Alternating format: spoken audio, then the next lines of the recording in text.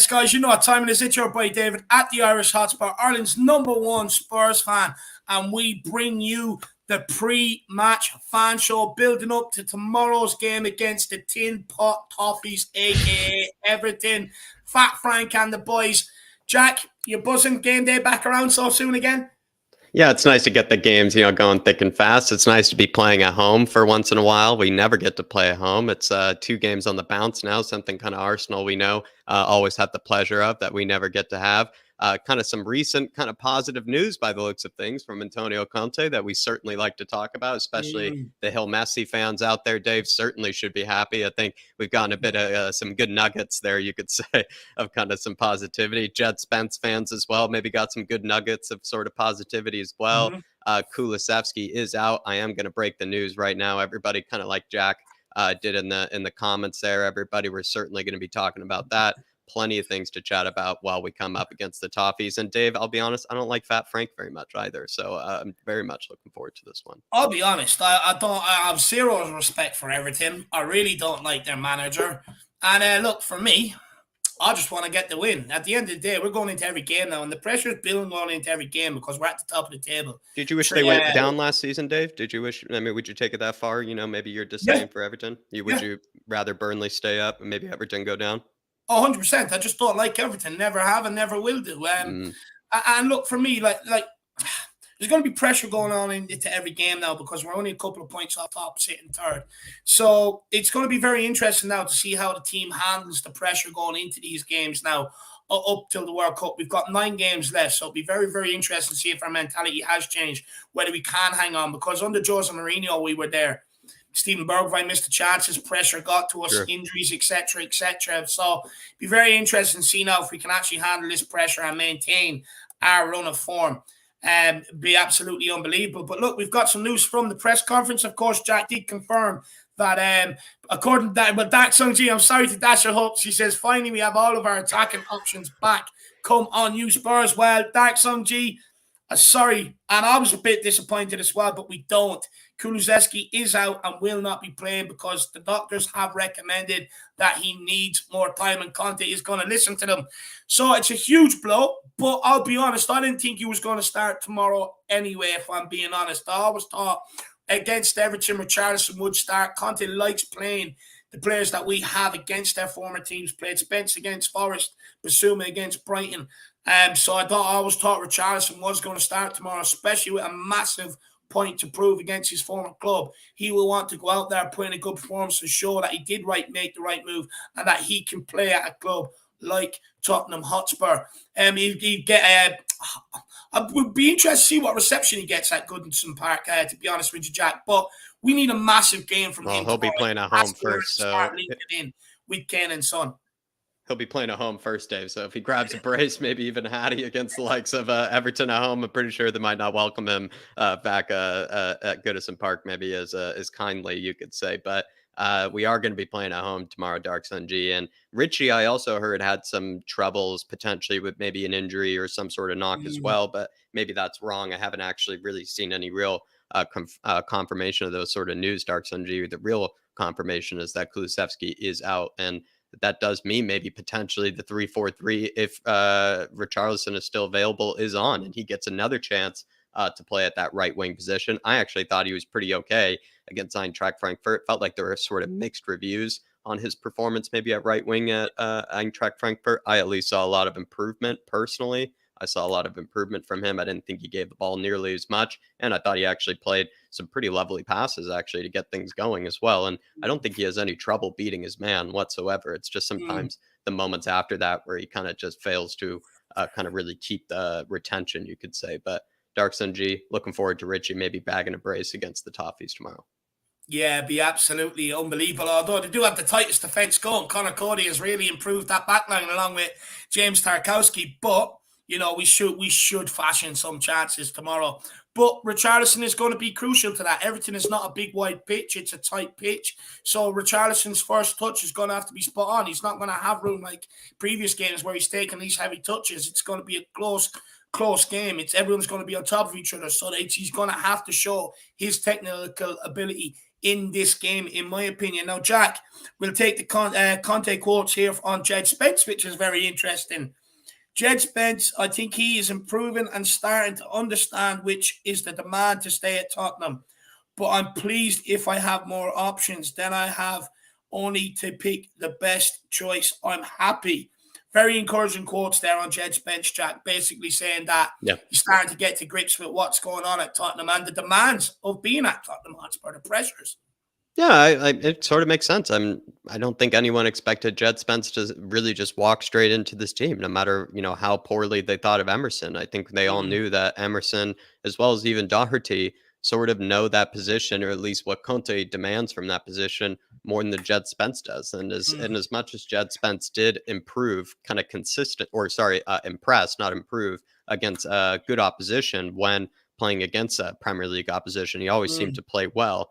There's something to be said that, when you're actually playing alongside other players for a big Premier League team like Spurs, I think it is like a different level. I don't think you get to have that underdog mentality as much, Dave. You're actually supposed to be the confident one going into it. You're supposed to be the one that's supposed to be kind of taking control of the game, kind of demanding more from your teammates and things like that. It kind of is just a whole different sort of, you could say, just mentality entirely than I think being for that Forest team, which achieved so much last season. Let's be honest. Like, he was a real warrior for that Forest team. Was basically one of the best players for them. But now playing for a team like Spurs, it's just an entirely different dynamic. And then on top of that, I think he's obviously playing very different tactics than what he was doing for the likes of Forest and whatnot. So there is something to say that Steve Cooper's right wing backs are probably asked to do something very different in certain ways than Conte. So there is obviously going to be that adjustment period, and I think we're not surprised to have seen it. At least we weren't, you and I, Dave. And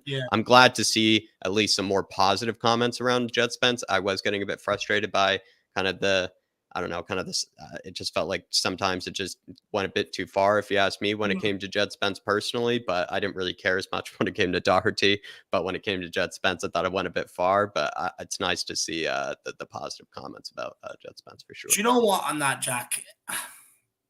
Oh, look, I think for such a young lad, maybe nowadays, because the mentality isn't that, in my opinion, as strong as maybe mine was when I was growing up. Or for instance, I do think, the newer generation, they maybe can't handle the criticism as much as maybe years gone by. And I think with someone like Jed Spence, it's disappointing to see it. But again, I think it does show that Spurs fans have to be patient. Like Conte, we have to understand that Conte has looked at it.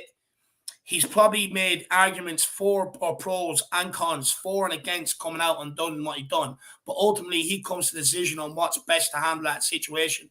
If he feels he needs to challenge Spence publicly, well, then I think, fair play, he's made the right move if that's what he has to do. And I think you've got to back Conte in these situations. Like, he's not coming public with this for no reason whatsoever. There's always a method to his madness. Now, if I was Jed Spence, I'd be sitting there happy today. Especially after the criticism that maybe he was getting. Now Conte said, maybe saying, look, maybe in the near future, you basically might see this guy. He's improving. He's starting to understand the pressures, how good you have to be on a consistent basis to be able to play at a club like Tottenham Hotspur. So I do think if I'm Jed Spence, it's very, very encouraging. And hopefully now, after being criticised, now with the encouragement that he's maybe got, hopefully now he grasps that, takes that with two hands and runs with it and just keeps kicking on. And maybe realize that there isn't actually an opportunity here. If he can just knuckle down, keep improving, there's an opportunity for him here to maybe nab that right wing back spot and make it his own. So hopefully he can definitely go and do that, Jack. Now I want to take the comments on Eric Dier as well. He was basically asked, and then we'll take the ones from Gil and we'll welcome people into the stream. But he basically was asked, Eric Dier started every game.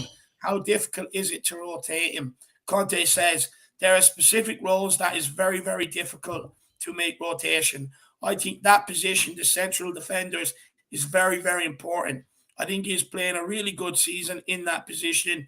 We can use also Romero and Sanchez could play, but if I have the possibility and the player gives the availability and tell me that he recovered energy, there are positions in the team that is better to continue to play. So basically, he's backing Eric Dier, basically saying look, he's going to continue to play. He's playing well, and it's a very specific role, and he does what I want him to do, basically. Yeah, I feel like with Eric Dyer's role, Dave, it is a bit more kind of niche or nuanced, you could say. I feel like he doesn't get that sort of freedom to be able to step out like Mm, Romero can or like Longley can to win the ball. He can't be nearly as aggressive. It feels like if he does do that and he doesn't win it, we see how kind of open we end up being, and it's very easy to sort of play through Spurs. So Dyer's sort of position is, I think, a bit more kind of special in a way, and it kind of does make sense that while maybe Romero, kind of similar argument with mm, Spence and kind of Emerson sort of thing. Well, while Romero has experience playing through the center in a back three, that Atalanta team, I think, was probably playing a very different under Gasparini, a very different mm, sort of role for that kind of middle center back than what Conte is kind of asking of Eric Dyer. It feels like Eric Dyer in certain moments, Dave, is actually instructed not to really step out very mm. much because it sort of makes sense. Maybe he would open up the team Gets too much. It exposed. makes it easy to make a run through the middle. Then you can play over the top. If he steps out, he has to sort of win it if he steps out. Mm, I actually think recently he's been more aggressive than usual and than what I've seen normally. I think he always has that sort of valid criticism that his first step is backwards naturally. But recently I've seen him step out a bit more, be a bit more aggressive, and also on the ball. I think he's shown that he's doing exactly what Conte wants, where he really is supposed to just kind of cycle the ball quickly and more kind of like mm. a metronome set of type of way. And while he doesn't really make brilliant passes, I think all the time from those deeper areas, I think he is doing exactly what Conte wants. And perhaps what that role is very specific and very special compared Mm. to what the left-sided center back and right-sided center back do. Oh, 100%. I've no doubt it's very, very tactical because, he has to be in the right positions if Romero advances forward one side, same as Langley or Davies the other side, and also, like you said, he's not taking nowhere near as many touches on the ball to rotate it from left to right. What I will say is when I look at Eric Dyer, I do think he's improving in terms. I criticised him for taking way too long on the ball, a lot of misplaced passes, and I think in that aspect for me, he's actually improved. But the reason why he will never be world class is stupid mistakes. He Yeah. still switches off. He needs to learn to concentrate for 90 minutes. Like, look, we can blame Romero for that pass across the Dier, but I'm sorry, he had about 15 yards of space. If he can't control the ball and shift it with 15 yards of space, well, I'm sorry. I mean, he's never going to make the very, very top. And as well, at times, how many times did he get caught out earlier in the season? Pushing too far up through the middle. I remember Yeah. Højbjerg having to take a yellow card from Wolves caused him a lot of problems. I yeah, remember Wolves. That's that run that I was thinking of, that run through the middle where they can catch him out if he steps out too far. You're exactly right there, Dave. 100%. Like Marcus Edwards as well at Sporting made him look True. silly at times. And I think, that's the aspect for me where he needs to improve as well. He's improved the passing side and the ball playing side of the game, bar the laps at Frankfurt. He also, in my opinion, still has to kind of improve that defensive side. But also as well, Jack, I'm not putting the set pieces on Eric Dyer, but your central defender is usually like your big man, the guy that goes and clears absolutely everything. And I don't see that from him from set pieces. When I look at like of an Amanda Vidic, I hate to say this guy's name, but John Terry for Chelsea, players like that, set piece, you can guarantee they were always the first one to get their head on it and clear it because they had that inner desire. With Eric Dyer, I would maybe like to see that, but look, hopefully he can keep churning in his performance because, to be honest with you, he's doing better than I expected. And we're going to move on to the last quotes that I liked, and this was about Gil Messi, the fifth member of the Beatles, the ninth wonder of the world, Come on. Howard Wolowitz from The Big Bang Theory. And he Yes. says, Gil is a really good prospect. He's becoming stronger physically because he has, in this moment, only the gap for Premier League. It's physical, Otherwise, technically, he understands football in an important way.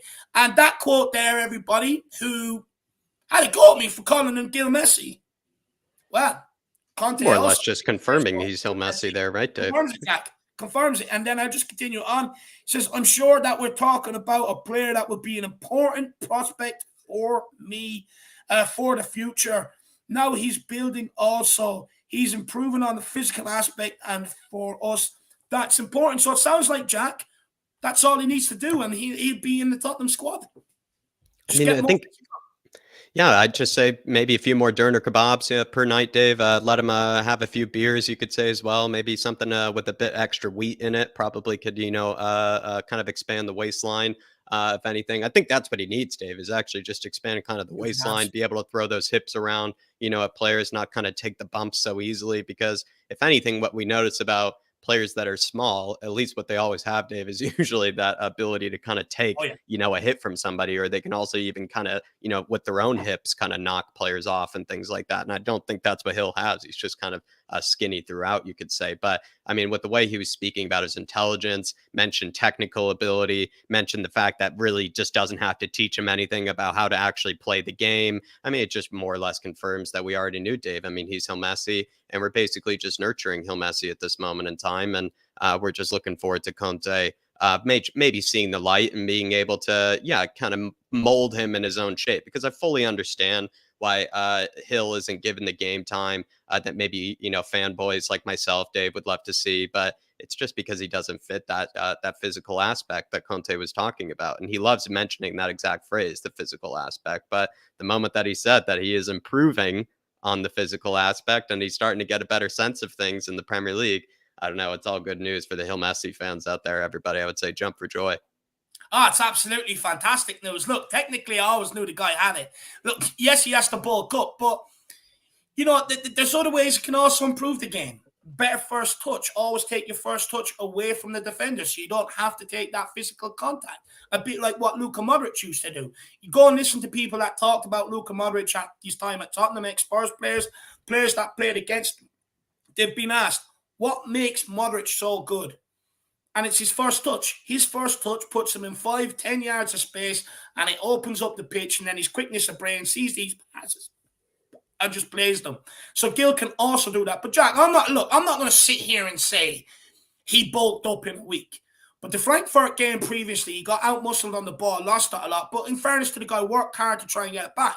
But this time against Frankfurt, when he came on, he got knocked off the ball a couple of times, but also went and got it back, and was able to hold his own and then showed his technical ability. So for me, I think he is maybe starting to grasp that and get that. And I think we've got a wonderful prospect on our hands. It was amazing that all the way up until this game, people were like, oh, why do you call Gil Messi?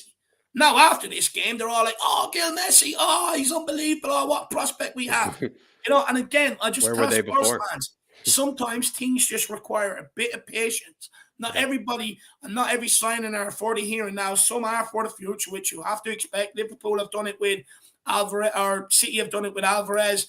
Liverpool have done it with the two young guys to sign from Fulham over the last couple of years. So big clubs do that. And look, hopefully Gil Messi will come to fruition. Dave.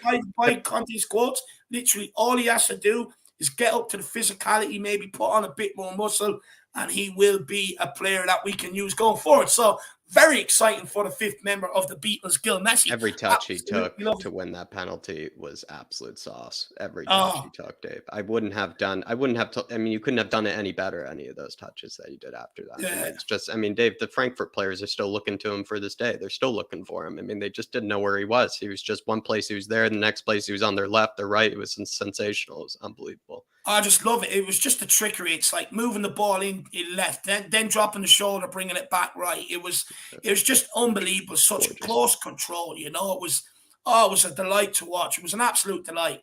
And look, hopefully Gil can go on to have a good future. But look, we're going to welcome some people in, and then we're going to start getting on the guests. Who have we got in the house? We've got Ellie in the building. She says, too much negativity. Get real, people. We are top of our table in Champions League and third in the Prem. What is the problem? Conte is turning us into winners. Pretty football and soft touch Spurs. No more.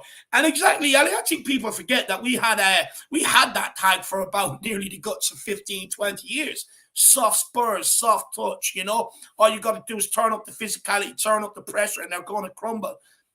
Not happening anymore. Antonio Conte, whether people like it or not, there's different ways to win games. Rather than keep going gung-ho and getting caught like we used to do, we now have a bit of solidity about us. Sometimes you just got to shut up shop.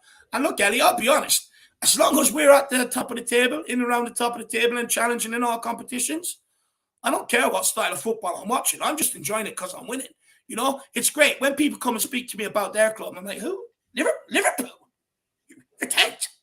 Don't speak to me. I'm challenging for titles. We're not talking about qualifying for Europa Conference League here. We're up top, in the big boy leagues, challenge for Champions League and also the title run. Please do not talk to me.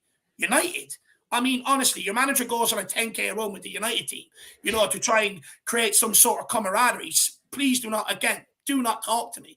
I just want to win and be arrogant with my support for Tottenham for once, rather than people coming and go, oh, Tottenham, they never win anything, blah, blah, blah, blah, blah, blah, blah, blah.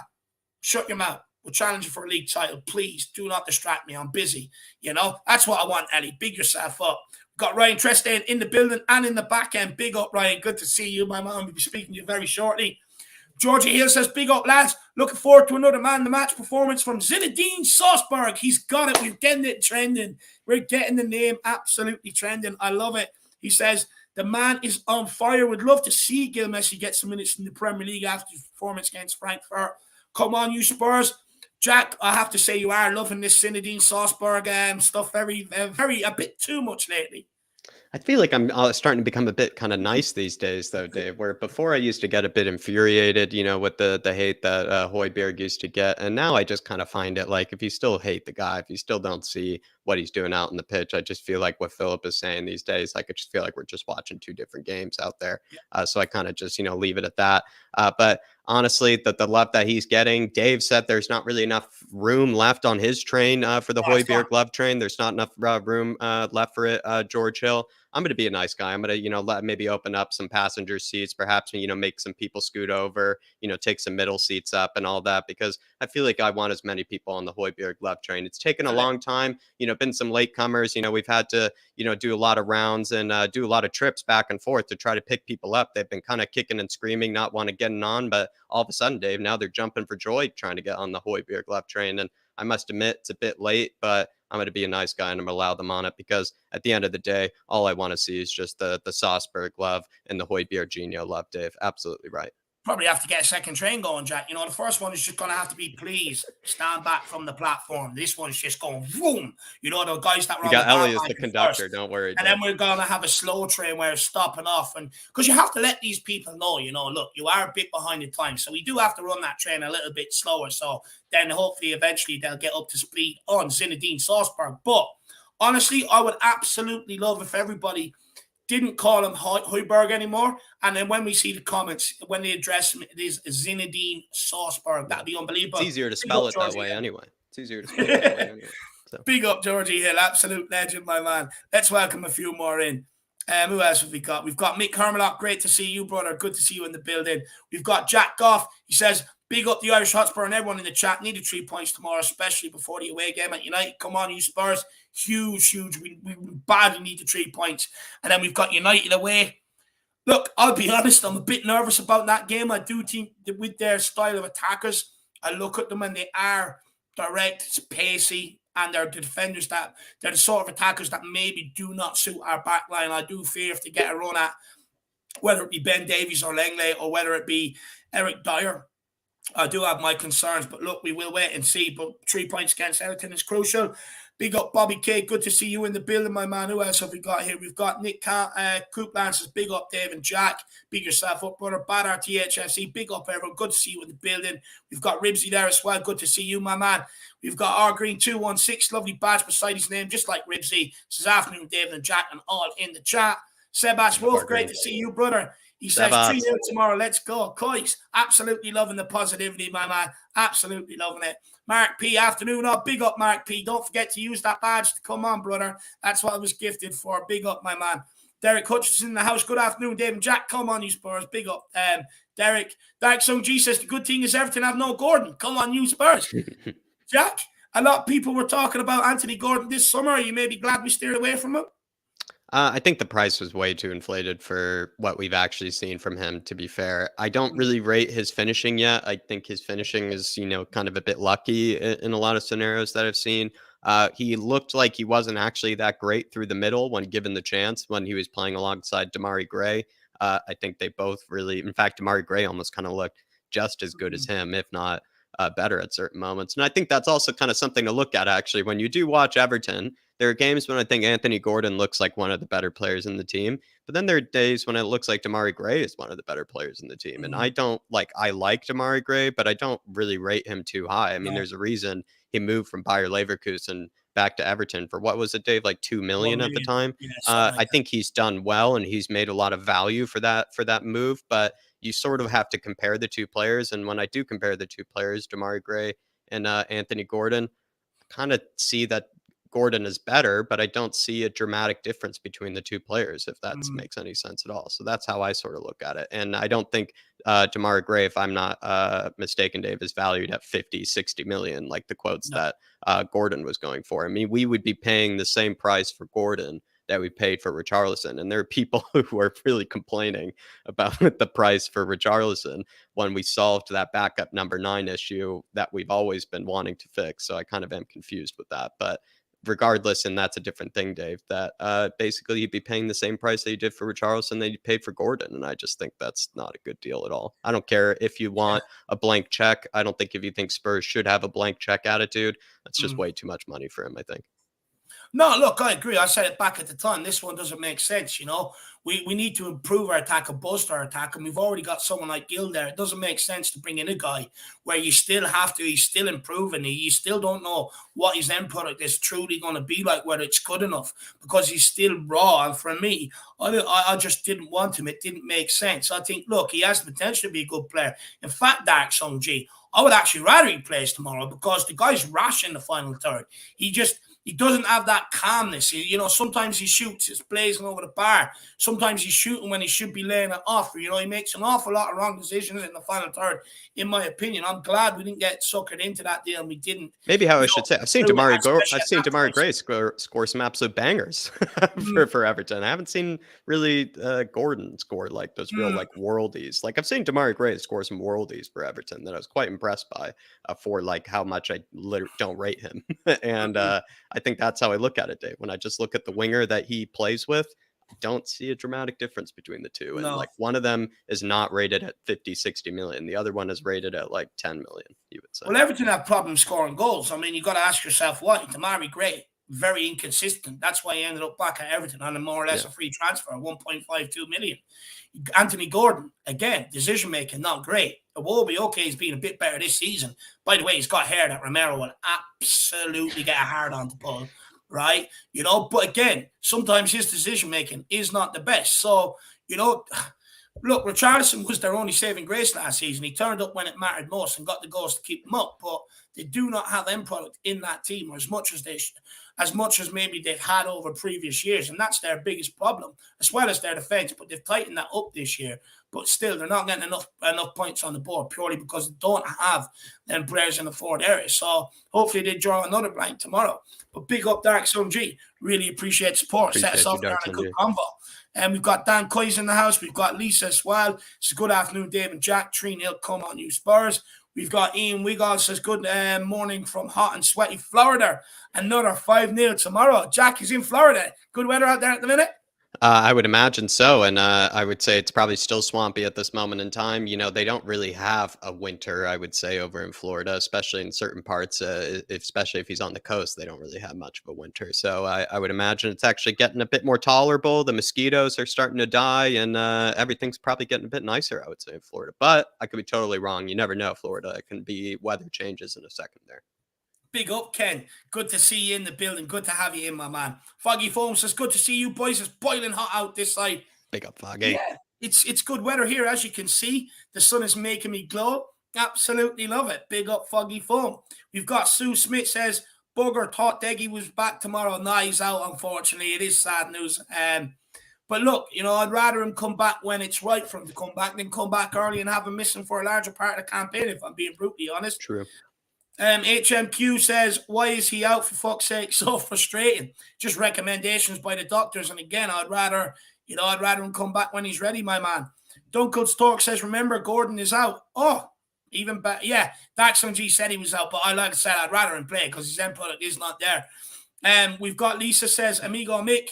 DJ Samuel says, good afternoon, everyone. Clement says, big up, Jack and David. Simon Cole, great to see you in the building, my man. He says, the weekend is over. Spurs time. Absolutely love that, my man. Big yourself up. Who else have we got? We've got Link. He says Spurs 3, Everton 1. Big yourself up. Good scoreline. Yeah, it's a good scoreline. I'll definitely take it for sure. Look, we've got to be our creative best. I'm predicting a big game from Sonny. I think he's going to show a bit more consistency now after his couple of goals against Frankfurt. I think he'll be in the mood. I think you might even see him cut in on his right foot and curl one in the top corner. Richarlison, we'll wait and see. There's always a chance he can score against his former team. And Harry Kane, look, I hope to see a good performance from him. I think he'll score a scrappy goal tomorrow. I can definitely see that 3-1 for sure. Everton, I think where we will get caught by Everton, if we do get caught, it will be from a corner kick. They've caused a few problems this season from their corner kicks, and that is our weakest. It's been a problem since Jose Mourinho. It's been a problem here for a number of years. So I do think that's probably where they will cause us a problem. Or if they score tomorrow, that's probably where they get the goal, Jack.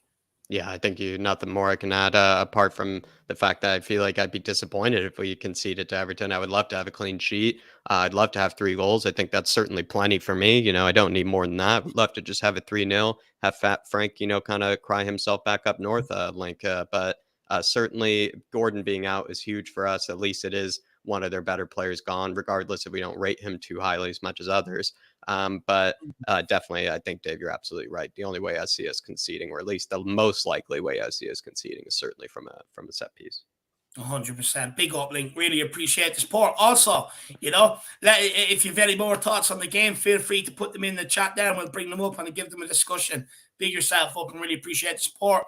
A few from the South Stand TV, guys. Says, big up, Dave. Hope you're all well, mate. And hi, Jack. I'm all good, brother. I hope you're keeping well as well. Good to see you in the building. Adrian Chia, big up, brother. Hope you're keeping well. He says, Conte should hire Traore's personal trainer for Gil. Jack, do you think that could be an option? I think it's not a bad move. It's a good comment. I would say Operation Goretzka. I say you go Operation Goretzka on Brian Hill. Yeah, there's another one. He's a fucking animal. Less baby oil, potentially.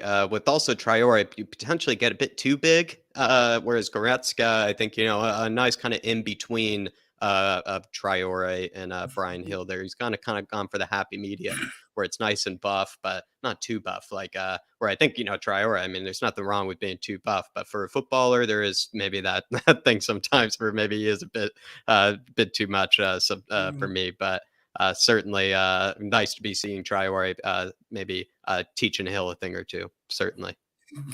Maybe even spotting him, maybe just spotting him in the gym or something like that. Maybe just helping him do the bench press, helping him do some squats and things like that. Maybe even Traore probably squats and benches Brian Hill. He probably just benches a whole Brian Hill, just pushing him up and down in the gym.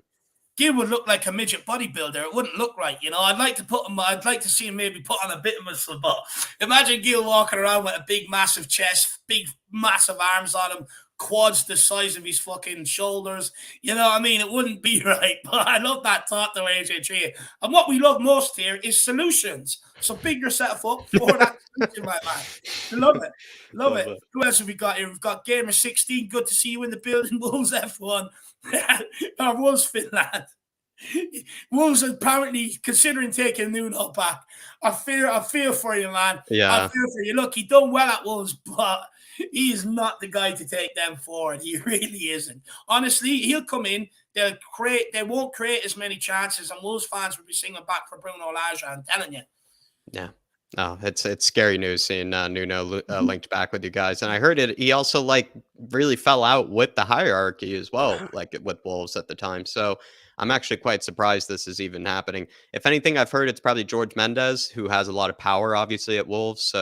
Or at least a lot of influence over Wolves. So maybe that's where it's happening. I think he is a George Mendes client, the likes of Nuno. So that would sort of explain the rumors. And that would probably explain maybe the kind of influence that Nuno might have over the likes of Wolves. I'd say it'd be like hiring Bruno Lage again, I would say. Hiring Nuno, basically. It'd be like hiring Bruno Lage again, just a better beard. But it's all right, Wolves Finland. We have room in the Spurs fan base. Feel free to change that to a nice cockerel and become a Spurs fan, my man. Big yourself up. We've got Stellar's J. I'd love to know what Conte really thinks of our summer players. That would be very interesting. It would be nice to know. Mark New says, big up, lads. Great to pump up the fans before the big game tomorrow night. Going out shortly, so I can't join you live. No worries at all, Mark. fan show tomorrow coming after the game tomorrow night. So guys, feel free to come on and have your say then as well. Vanilla says, I love this show. Big up, Vanilla. Really appreciate it, my man. We love everybody that tunes in. PJ says, Arsenal are top of their group, on top of the league, playing beautiful football. No, top of the Europa League. There's a difference. Europa League, second on the podium. Champions League, top of the podium, number one. So let's not get that confused. Also, look at our fixtures compared to their fixtures. They've had a lot of easy games at home as well. We've played all the big dogs more or less, and we've played a lot of them away. So, look, I'm not going to sit here and look. We're doing the same what we do with Sanchez. Let's fluff up all these other people. Look, every season it's a different team in the Spurs fan base. I've heard about West Ham. I've heard about Leicester. I've heard about Brighton. Honestly, I'm getting to the point. Just go and support them teams. If you love what they're doing so much, go and fucking support them. I couldn't care less what they're doing, because guess what? All them teams that get mentioned to me every single season over the last 3 seasons, we finished above them. So I don't care what them other teams are doing. I don't want to hear it anymore. Get behind what we're doing here right now. I could not care about Brighton, West Ham, fucking Leicester, or what Arsenal are doing right now. When Arsenal had better teams under Wenger, they used to be top by Christmas, and the running joke was, happy Christmas, Arsenal fans, you're going to bottle the league. And it happened every single season. Arsenal aren't staying there. They're going to get injuries. Once Jesus goes out for a period of time, which will happen, they're fucked. They're absolutely fucked. So I couldn't care. I really couldn't care. Just concentrate on what Tottenham's doing, to be honest with you. Because, we praised Leicester for the transfer business. Well, how good has the transfer business been? This season it's fallen apart. We praised Brighton because they play this lovely, fantastic football. Where does it get them every season? Not European football. We praise West Ham. They can't even buy a goal at the minute, and all they do is sit there and celebrate corner kicks. That's the style of football you want. I mean, by all means, go and support them. It's not what I want to see. I really couldn't care. Sorry, that just got my gear. That just got stuck in me. I can't. I hate it. I absolutely hate it. After a win or after a lose. Oh, why don't you look at what they're? Couldn't care less. Mark New, big up, my man. Who else have we got in the building? Kev Williams says, guys, I hate Arsenal. Exactly my feelings, my man. Big yourself up. Rob Domino says, how are you boys? Big up, Robbie. We've also got Mirror. Big yourself up. We've got Phil in the house. How's it going, lads? Can't of us getting a win tomorrow. Richie is going to have a blinder scoring a brace too. A 3-0 for me. Absolutely love that. Look, like we said, there's potential for Richie to turn up against his former club. That's what we all hope, my man. We've also got Claude Murphy in the house. Big yourself up. Bill says, if the manager is picking the likes of Emerson Royale over me, I'll be questioning my life choices. No, I wouldn't be questioning my life choices. I'd just be looking at him and be like, going, why? Okay, or I'd ask the manager, why does Emerson? And then if he tells me a specific reason why, then I go and work on that game, to be honest with you. I don't think it's that cut and dry. I don't think it's that cut and dry. Stevie Fraser, this afternoon, lads. Sauce, I'm late. Still in the ring with Terry from the terrace. Can't see it, but would love to see Terry get battered. I'm not even going to comment on it. Mark says Google naming rights and Amazon buys the club. Big yourself up, my man.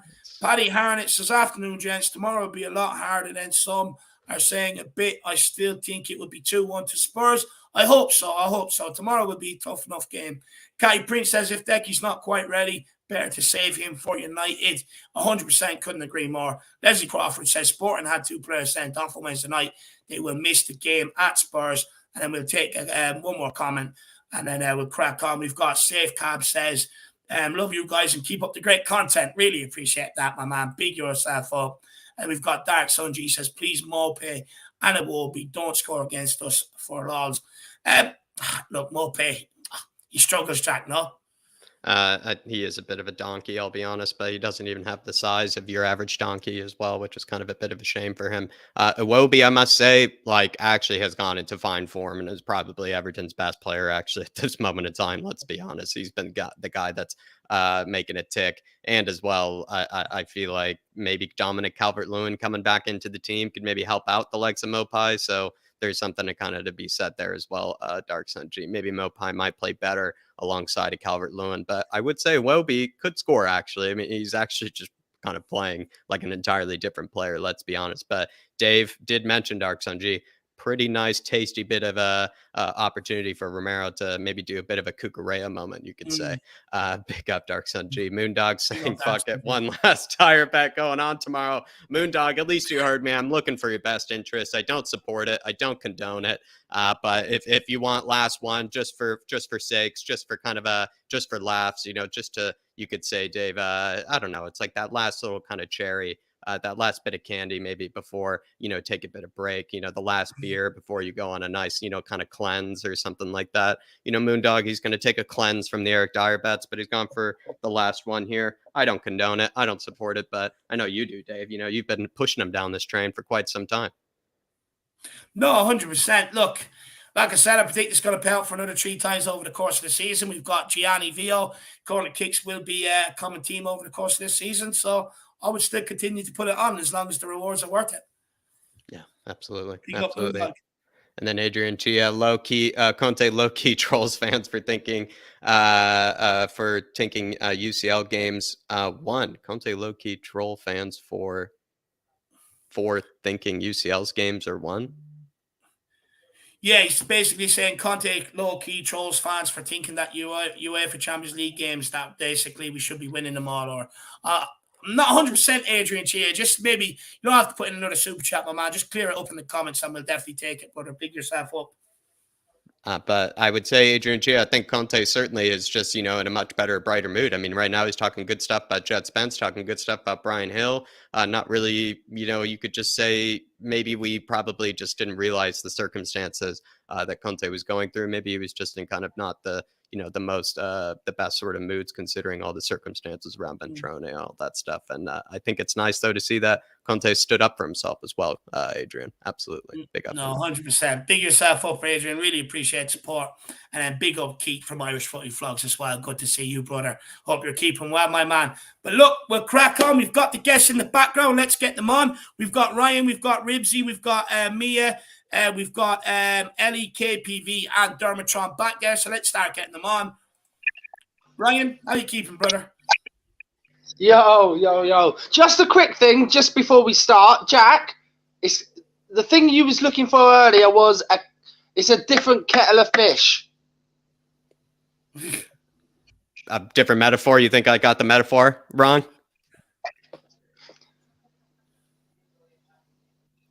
Oh. Are you there? Are you there, Ryan? So yeah, I'm here. Yeah, I'm here.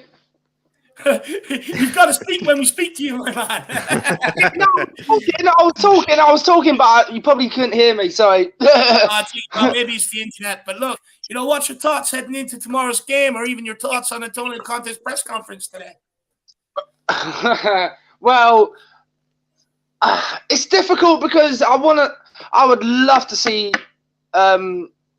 I would have liked to have seen Kulu, but do you know what would be a good thing? Probably, I think would be a good thing to happen at this minute in time would be to act like Kulu's still injured for the Man United game, but then play him. They did say they weren't sure whether he would return for United games, so maybe there is some mind games going on there. But we'll have to wait and see. As we know at Tottenham, we're talking player back this time, and 8 times out of 10, you can guarantee it's not that they'll be back. No, but I think as well, though, like, also going with the perspective of everyone needs to stop worrying about everybody else. I've never worried about what anyone else is doing. The only time I worry about what anyone else is doing is if we're either going to play them next match or we're playing them. That's the only time I worry about anybody else. Yeah. Because what is the point of about everyone else, right? Saying, Arsenal are playing this beautiful football. Yeah, right? But then, like, who gives a damn? Because Arsenal ain't going to be there by the end of the season. Yeah. I have to agree with you 110%, Dave. There's no way people can turn around and say, right, well, Arsenal are top of the league now. Well, who cares? Because it's not, if the season's not played over 10 games, over 10 games, it's played over 38. Let's see where Arsenal finish up on the 38th game of the season. Because I can guarantee you they will not be top 4 by the end of the season.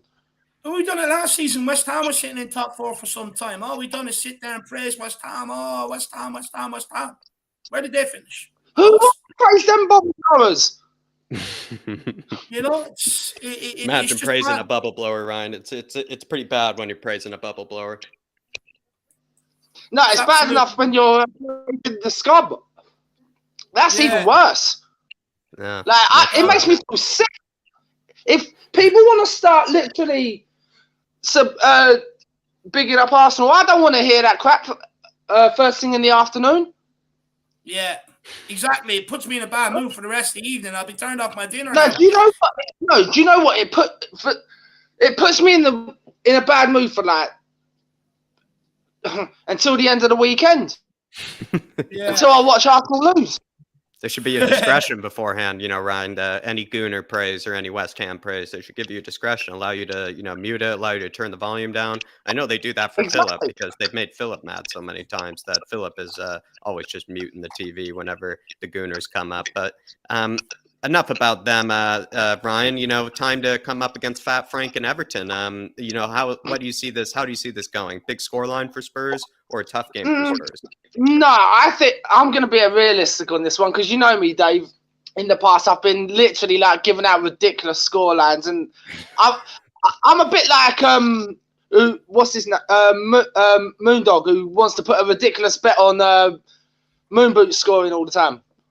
It's ridiculous. I'm going to be a realist on this one. I'm going to say it's probably going to be a 3-2 win this weekend. 3-2, letting in 2 goals. Yeah, and I can see it, but it's just because, like Dave said, it's the corner situation that is worrying me. And it's not worrying me a little bit; it's worrying me a lot. What do you think the problem is from set pieces? When you look at it, why do you think we keep conceding from them?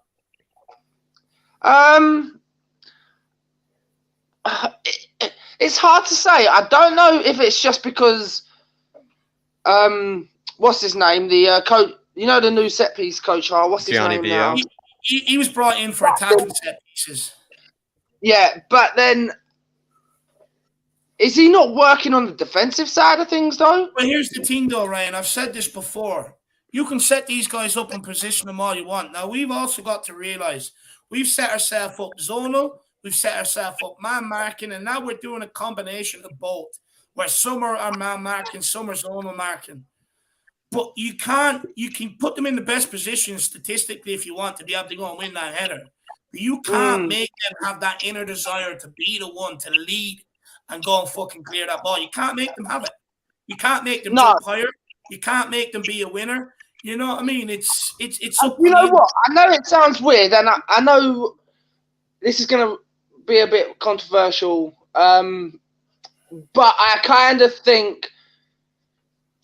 I'm not wanting to say this, but I'm going to because it hurts me to say this. But I think there's not enough desire at the back to try and defend corners, and that's hurtful. It kills me. Say that. Do you know what I think it is, Ryan? When I look at it, I think because everything they do is so physically and mentally demanding on the football pitch in terms of what Conte wants from them, tactical wise, and the fitness levels they need. I think they see set pieces as a chance to maybe take a breather. But again, I question Hugo Lloris.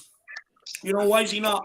Like, again, I don't want to keep reverting back to it, but what I've seen against Sporting really hurt me, and I think it probably shows why we've got a massive problem. Hugo Lloris made a brilliant save after them skinning 3-4 players. Now, rather than bollock them and keep them on their toes and saying, hang on, guys, the game's not fucking won here. Stay switched on and go and win that ball. They're high-fiving each other. Now, we also conceded another late goal against Frankfurt from a corner the other night. Again, we thought the game was won. We switched off.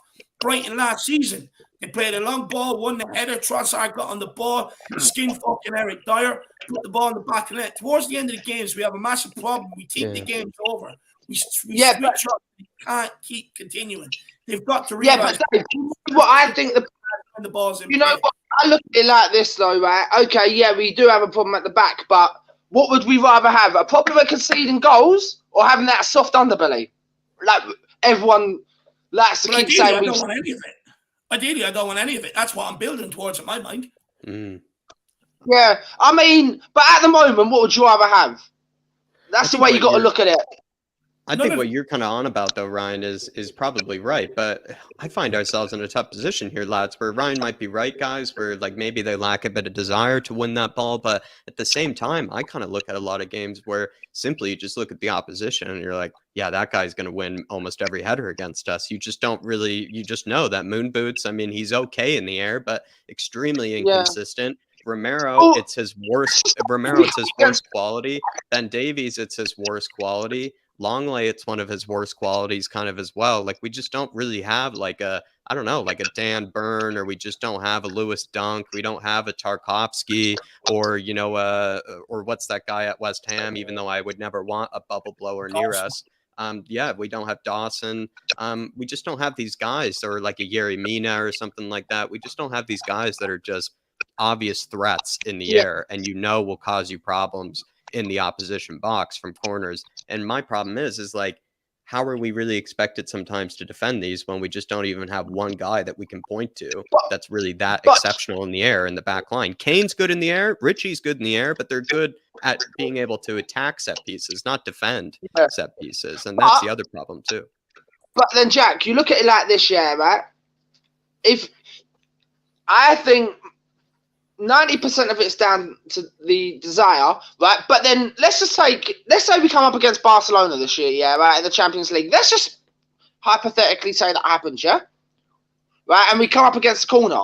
I'm not expecting any of our players, by rights, this is by rights, I am not expecting any of our players to win a header against Lewandowski. Not in a million years, because he is a lot taller, right? He's a bit like a Peter Crouch. He doesn't even need to jump. Do you know what I mean? But then against other teams, like tomorrow, right? Like Trzaskowski or whatever his flaming real name is, who plays at centre back for Everton. I'd expect literally like Dier or anybody to win them headers, and that's where the desire comes in. That's personally how the desire comes in, and we're not getting enough of it, and it really, I get really wound up by it. It irks you, I know what you're saying.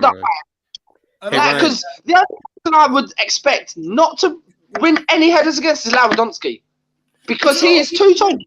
It doesn't matter, Ryan, because he'll be in the Europa League. We won't be playing Lewandowski, so you don't need to worry about that, my man. We're missing the point here. It doesn't matter. It doesn't matter who it is. I couldn't give a fuck if it's Erling Haaland or Lewandowski. I don't care. At the end of the day, if our defenders want to be the best in the world and want that recognition, you'll find a way to win it. Whether it's doing something that means you can't get up off the ground, get up off the ground before. You know what I mean? There's ways and means to put them off. And if you want to be the best and you're a natural born winner, you will find that way. You'll find that solution. It does not make a difference. It does not make a difference. But Ryan, what a way to get us started. What a way to get me started, brother. Really appreciate you coming on. Anything you want to say to Spurs fans before we let you go? Oh, yeah, I actually wanted to bring up one more thing before actually going on to that, Dave, actually, about Romero, funnily enough. Yeah, I don't think Romero's been the same since he's had his injury. But look at what happened the other night, though. When he tried playing that 15, he wouldn't normally do that. That 15-yard pass to Dier, he wouldn't normally do that. He'd play it over the top. I don't think that's on Romero, mate. I don't Dier has 15 yards of space. It's Dier miscontrol. Like, if he wasn't confident controlling the ball, put your butt to it and fucking balloon it upfield. You know what I mean? Yeah. That's not Romero's fault. Romero, we are instructed. Let's get this straight here now. I don't want to hear any more of this. We are instructed to play out from the back. We are instructed to pass out from the back, which means you've got to take the ball under pressure at times. Now, the guy was about 15 yards away from Eric Dier. Yes, he started to press. What's stopping Eric Dier getting a good control on the ball and shifting it left? Yeah, he moon-booted it 10 yards in front of him on that touch. That's not Romero's. It's Dier's fault. It's the lapses in concentrations. It's his fault, nobody else's. You know, if Romero ballooned it long, we'd be like, what the fuck you doing? Eric Dier's standing there. You know, we're instructed to play out from the back. We're instructed to take the ball under pressure while oppositions press us and play through the lines. That's all on Eric Dier. It's not on Romero. But with Romero, we've got to remember last season he was out injured. He came back, he had a couple of dodgy games, and he went on to be our best defender for the rest of the season. So if people were watching last season, you got to understand with Romero, it's probably going to be the same, where he's had a couple of dodgy games back from his injury, but now he's getting so much better. He's getting better as time goes on. I have no worries about Romero. The best defender at this club by a long shot. By a long mile. He's the best defender. But Ryan, big yourself up, brother. Really appreciate you coming on, my man. Absolutely brilliant call. Get me fired up, my man. Yeah, well, that's what I'm aiming to do, Dave. Just so then you can have a nice big long rant for the rest of the show that way. Good man. Top man, man. I've just got to say to you guys, literally, keep up the good work. And Tottenham fans, get behind the team because we need it. And if that's not going to motivate you, then don't even bother supporting the club because literally, like, we need to have the real hardcore supporters behind us at this time because we're going places. We're going well. We're going steady. But Ryan, we'll see you soon, my man. Big yourself up. It's good to have you back. Come on, you Spurs! Come on, you Spurs. Big up, Ryan. Absolutely that. Come on, you Spurs. See you, my man. Absolutely love that. We apologize to anybody out there listening on our headphones. I'm just going to switch headphones. I love the passion, though. I love the passion. Adrian Chia says, Conte said in post-match that everyone, including fans, thought the match was won at 3-1. I also heard the home fans were really silent that night. Any thoughts? Yeah, look, being honest, of course we thought the game was won. Down to 10 men. You know, as fans, like, we can't affect what goes on in the last 5-10 minutes. Look, the players are the ones that switched off. They thought the game was won. No one was keeping control of the ball. They were sloppy, and the momentum shifted. I don't blame Conte for the substitutions because we've all called for the players he's brought on to get minutes. So the minute they get minutes, we can't blame Conte for giving them the minutes. We've got to blame the players for not taking them minutes. That's on them. And I think, he's going to say it about the fans. And I think he may be saying it to the fans about in terms of maybe atmosphere, that maybe it went a bit silent and stuff like that. And, look, shouldn't really happen at a home game. Look, I'm not going to sit there and tell people how to support the club out of the ground. They're the ones that go week in, week out. Unfortunately, I'm not in that position. But look, it would be nice maybe to be a bit like, why can't we be as loud as the Frankfurt fans? You know, if I was going to a game, I want to be arm in arm, jumping up and down, singing songs for 90 minutes. You know, that's the way our home stadium really should be. And I think there's a lot of people making efforts to kind of get it there. You know, you've got people in the YouTube community, people who have big social media followings also try to push that. You've got Spurs Song Sheet, you've got THFC flags. There's groups out there that are also trying to make a difference. So hopefully, we've got to remember, moving into a new stadium, there's some logistics to it. We're 3 years in now. It's getting better. And hopefully with a bit more plan and a bit more stuff behind it, it could get even more better. Maybe a suggestion is having more people in there, getting songs going before the game, getting the fans really amped up. Usually it's kind of left to the fans in that bar to kind of get the chants going. But maybe there could be more done there to maybe get everyone in that mood going into the game, maybe. Yeah. But look, at the end of the day, we should have thought the game was won. We were playing against 10 men. We were 3-1 up. So, but I get from Conte's point of view, he's constantly called for this team to be killers. Kill. Yeah. And they don't seem to kill games off. It was take the foot off the gas, Jack. It was a collective foot off, taken off the gas. And to be fair, to be explaining the fan situation, I heard that the seat prices were quite expensive that day, and also considering maybe that they probably should be a lot cheaper. It's only against Eintracht Frankfurt. Also considering, I think everybody doesn't exactly have all of the the financial freedom as they would like.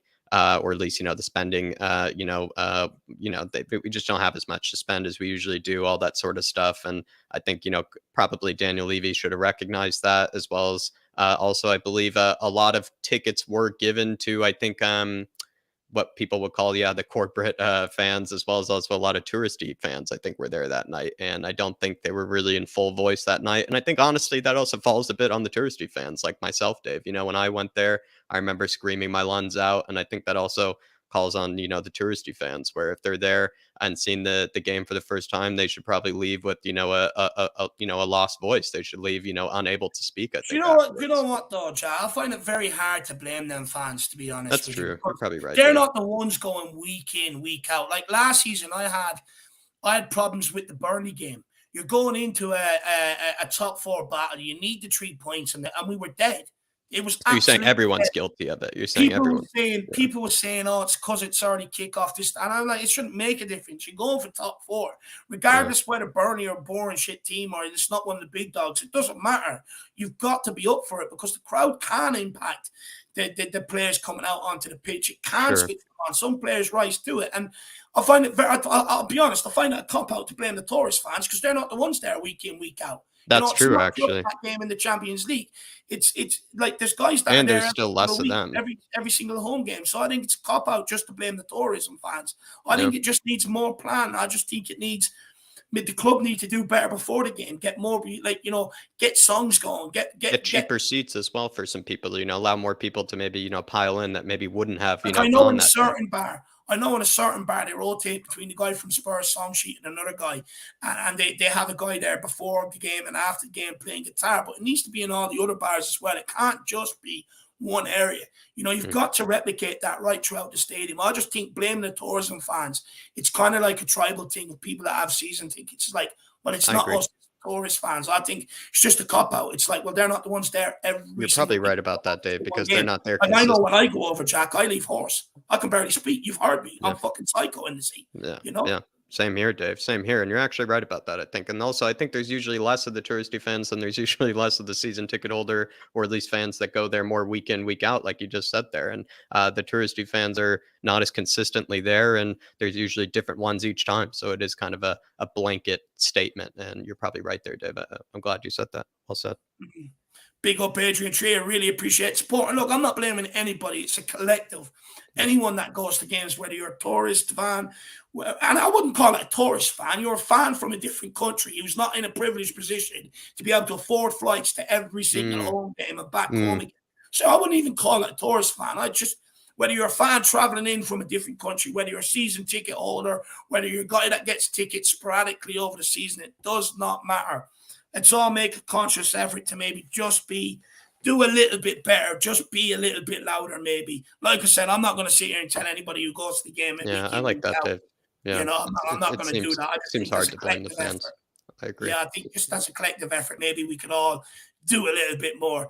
But look, let's keep this show moving. Going on to Ellie now, Dave. Ellie, she wants to get her quick say in, I think, before she heads on to another channel. Okay. So, Ellie. Hey. Dave, you do it. There you go. Big up, Ellie. That's it. How you doing, boys? Good, and doing you? Well. I've got the earplugs. That's for Ryan. The Pierre-Emile Salzburg, Zinedine Salzburg starter pack.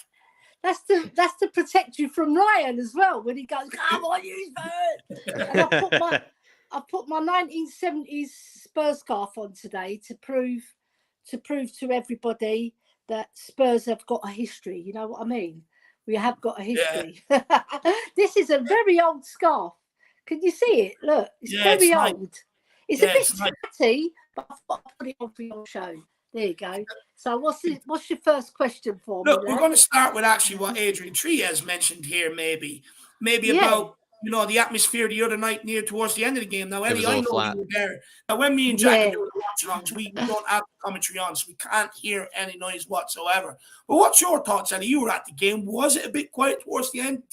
Like he says, Conte said that the fans maybe thought it was one. Did the fans think it was one? Was it a bit quiet? Yeah, it did go a bit quiet, I must admit. But I think they just thought it was 3-1. They thought we've won the game. They've got 10 men. But then that encouraged the Frankfurt players to up their game. When they've got 10 men, everybody works harder, because they're thinking, right, we've got to cover another man's space. So they instantly improved their game, and they did. They stepped up. And then we brought on the subs, and it took away from ours, except for Brian Hill, who's a revelation. I love the boy, right? The other players didn't really get into the game a lot, and they were losing the ball for us as well. So no, I just thought the crowd went a bit dead, and I was still cheering, but I'm only one woman, and I had a Scotsman next to me who I couldn't bloody understand.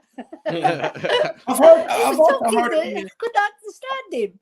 I've heard it being talked about an awful lot actually since the Frankfurt game, Ellie. What do you think the solution is, maybe? Rather than sit here and complain about it, let's maybe put some solutions forward. What do you think the solution could be? Well, I think we should take some of that German elixir, whatever they're on. Because they sang from the first minute. The only time they didn't sing is when they went 2-1 down, right? And then they went a bit quiet, but then they got a bit of encouragement because they were coming back into the game. And then they started again, and I thought, oh, my God, I've got a headache. Because they sing and they bounce up and down like the Man City fans, but they do it forward. And they put up all their scarves. It's amazing. Yeah. I don't know how they get the energy. If we can transport that energy to our defence when we're defending corners, we'll be magic. We wouldn't concede another corner. Love it. Ellie, let's move on to maybe Brian Hill. You mentioned Brian Hill when you came on. Messi. And we absolutely adore him. What do you think of Conte's words? Very encouraging for Gil, basically saying technical-wise he's got it. We just need for him to be more physical. Yeah, I agree with him. He's a bit lightweight because when he lost the ball, but he won it back tenaciously. And then he went on a Ricky Villa double run. It was fantastic. And then he gets chopped down because like he'll go down with a whisker. Even touch him and he'll go over. I'll touch him with my finger and he'll go over. Because I think it's useful when he gets in the penalty area, though, Ellie, that he's going to go down so easily. Yeah, very good. He can win a lot of penalties for him. I've got a new name for him, Gil Modric. I call him.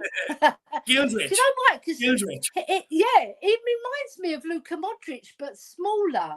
Because he's got movement like him and he's very intelligent. People don't give him credit. All the people that slag him off, I won't mention names, but there's quite a lot in our community that slag him off, saying he's not going to make it, he's not physical enough. But the thing is, the boy's got skills, right? Yep. All we have to do is use him as a super sub first, because I don't think he's going to last the 90 minutes at this physical rate of the Prem. I don't think he's got it in him at the moment. Not yet. But he can grow. Can you use him then when the game's a bit stretched? Yeah, when the game's a bit stretched, it's very good to bring him on because he's got a skill set that no other player in our team's got. He can really do. The only one who can get close to him is Mora, but Mora hasn't got an end product. But I think this boy has got an end product, but he's going to get chopped before he gets there. And you see that run he did, that really intelligent run, but Harry Kane didn't quite find him. He hit it a bit high. He hit it for an Erling Haaland, not a Gil Modric. He did hit it if it were a Haaland. That would have been 4-1. Yeah, but it's unlucky because I was wanting him to score because then he'll shut up all his critics. You know, well, he'll shut them up for a day and then they'll start again. You know, because when they've got a beef against the player like they do for Højbjerg a lot, I know I bring up Højbjerg a lot, but you know, a lot of our fans have got a beef for him, but he's been our best performer this season. And last season, towards the end, he was our best performer. And the season before that, he was definitely, with Kane, he was our best performer, right up there with Kane. He was fabulous. Under Jose, he had his best season. And he's repeating it now under Conte, because Conte trusts him. I just think these fans that are putting our team down, okay, we're not playing the football that Dembele played. We're not playing the football that Bale played. We're not playing the football that Gaza played or Modric. But we're winning games, right? And we're hard to beat. We are really hard to beat because we're very well organised. More organised than we've ever been. So that is the proof of the pudding that Conte is getting it right. And he knows which players are going to win him a match. Yeah, and he'll wind up other players. He'll wind them up psychologically so they up their game like he did with Doherty. He's a very clever mentalist, this man. He gets into the players' brains. I love him. Yeah. He's come out people I hear people criticising Conte. Now, they're saying that he's not elite manager. I heard it on the stream. I won't mention which one. But this guy came on and he said he's not an elite manager. Like that's kind. What is he on? We're not even losing right now, Ellie. But just quickly though on Conte, he actually had some, which I think would, in fact, please some fans. I hope this pleases some fans. Ellie, Conte had some nice things to say about Jed Spence and Brian Hill. He said Brian Hill, all it really takes is just, a bit more physicality added into his game. But he said he doesn't really need to teach him football or anything, doesn't need to teach him technical ability. He says he already has all that in his locker. Yeah. And then he said with Jed Spence is starting to get the hang of things tactically, starting to understand what it takes to play in this team, what it takes to play for Spurs. So some really good comments actually about Jed Spence and Brian Hill coming out recently. Yeah, it reminds me of my manager when I was at Spurs Ladies, right? I don't like to harp on about it, but I was a really good player. I was very technically gifted. I was very nippy. I could weave in and out of players because I'm very small. I'm only 5'5", right? And I was very tiny in build, right? I was a bit like stone. A bit like Gil. I was bordering on 9 stone, right? But there was bigger players than me, like 6-foot Americans, built, but I would weave in and out of them. That's what Brian Gill can give us. He can give us that. Something different to bring on, right? And when he gets more physical and he gets stronger and stronger, because he's got the running, because when we were doing the in Korea, he was finishing first. He's fast. He's fast and he runs forever, Ellie. When he loses the ball, he almost gets an extra bit of pace. He actually loves to chase down the ball if he loses it. Yes, as well. He does. The thing is, he's got to improve on his ability to hold the ball up. But do you think he's trying to do too much? Maybe he's trying too hard because he wants to impress. Because he didn't get his move to Valencia like he wanted to, so he's stuck on the bench. It can't be good. It can't be good. I heard someone. It's bad for your morale that you're seeing all these other players who are not as technically gifted as you, but because they're bigger and physicality counts in the Premiership, it does. They're getting ahead of him, so he must be quite depressed, and he's away from his family as well. That must be hard. I'm not making excuses for him because he can build his physicality by eating more beef or something. Eat some food, boy. Eat some food. He can eat some Durner kebabs, Ellie. My house, I'll fatten him up. Let me ask you this, Ellie. Look, before I would have been a big encourager about getting players out there into first team environments and playing regularly. But do you think it's okay, maybe like what Tottenham have done with maybe like Gill and Spence, to keep them around? Spence or Gill was supposed to go to Valencia, but we couldn't get someone else in that position, so it didn't happen. Do you think they'll actually benefit from knowing exactly what the demands are from Conte to make it at Tottenham, exactly what he requires you to do in that position? And do you think that maybe taking that year or maybe that 6 months, because we don't know whether to get loaned out in January or not, but taking that time to stay at Tottenham, be around the first team, and even off the other players, understand what level you have to get get into that team. Do you think they'll actually benefit from that in the long run? Yeah, he will. Because or do you think loaning them out is hindering, not loaning them out is actually hindering their progress? No, I think he's going to learn more under Conte because he's in a team that are winning, right? And also he's with a winning coach, his whole team with him that he demanded that he brings, including his brother, right? And they all work as a team, right? And this bodes well for all the players, not just Brian Gill. They can see the mentality of what a winner is about, right? And it's going to rub off on them. Look, we're sitting third in the league. We're top of our Champions League table. It can't get any better apart from being first, all right, in the Premiership. If I would have offered you at the start of the season, Ellie, at this stage now being third in the league, top Champions League group, would you have took it? Yeah, I would take it because at the end of the day, we're in striking distance. All Arsenal have to do is lose one game, we win one game, and we're 1 point behind them. All right, we've got Man City to hassle as well because Liverpool have dropped off, haven't they? They're down in 9th or 10th, aren't they? They've dropped off. They'll come good again though, Liverpool. Yeah, they'll catch up. Yeah. They will catch up because they've got the players, right? But maybe Rangers during the week for them was their catalyst. It could be their catalyst, that big win at Rangers. Yeah.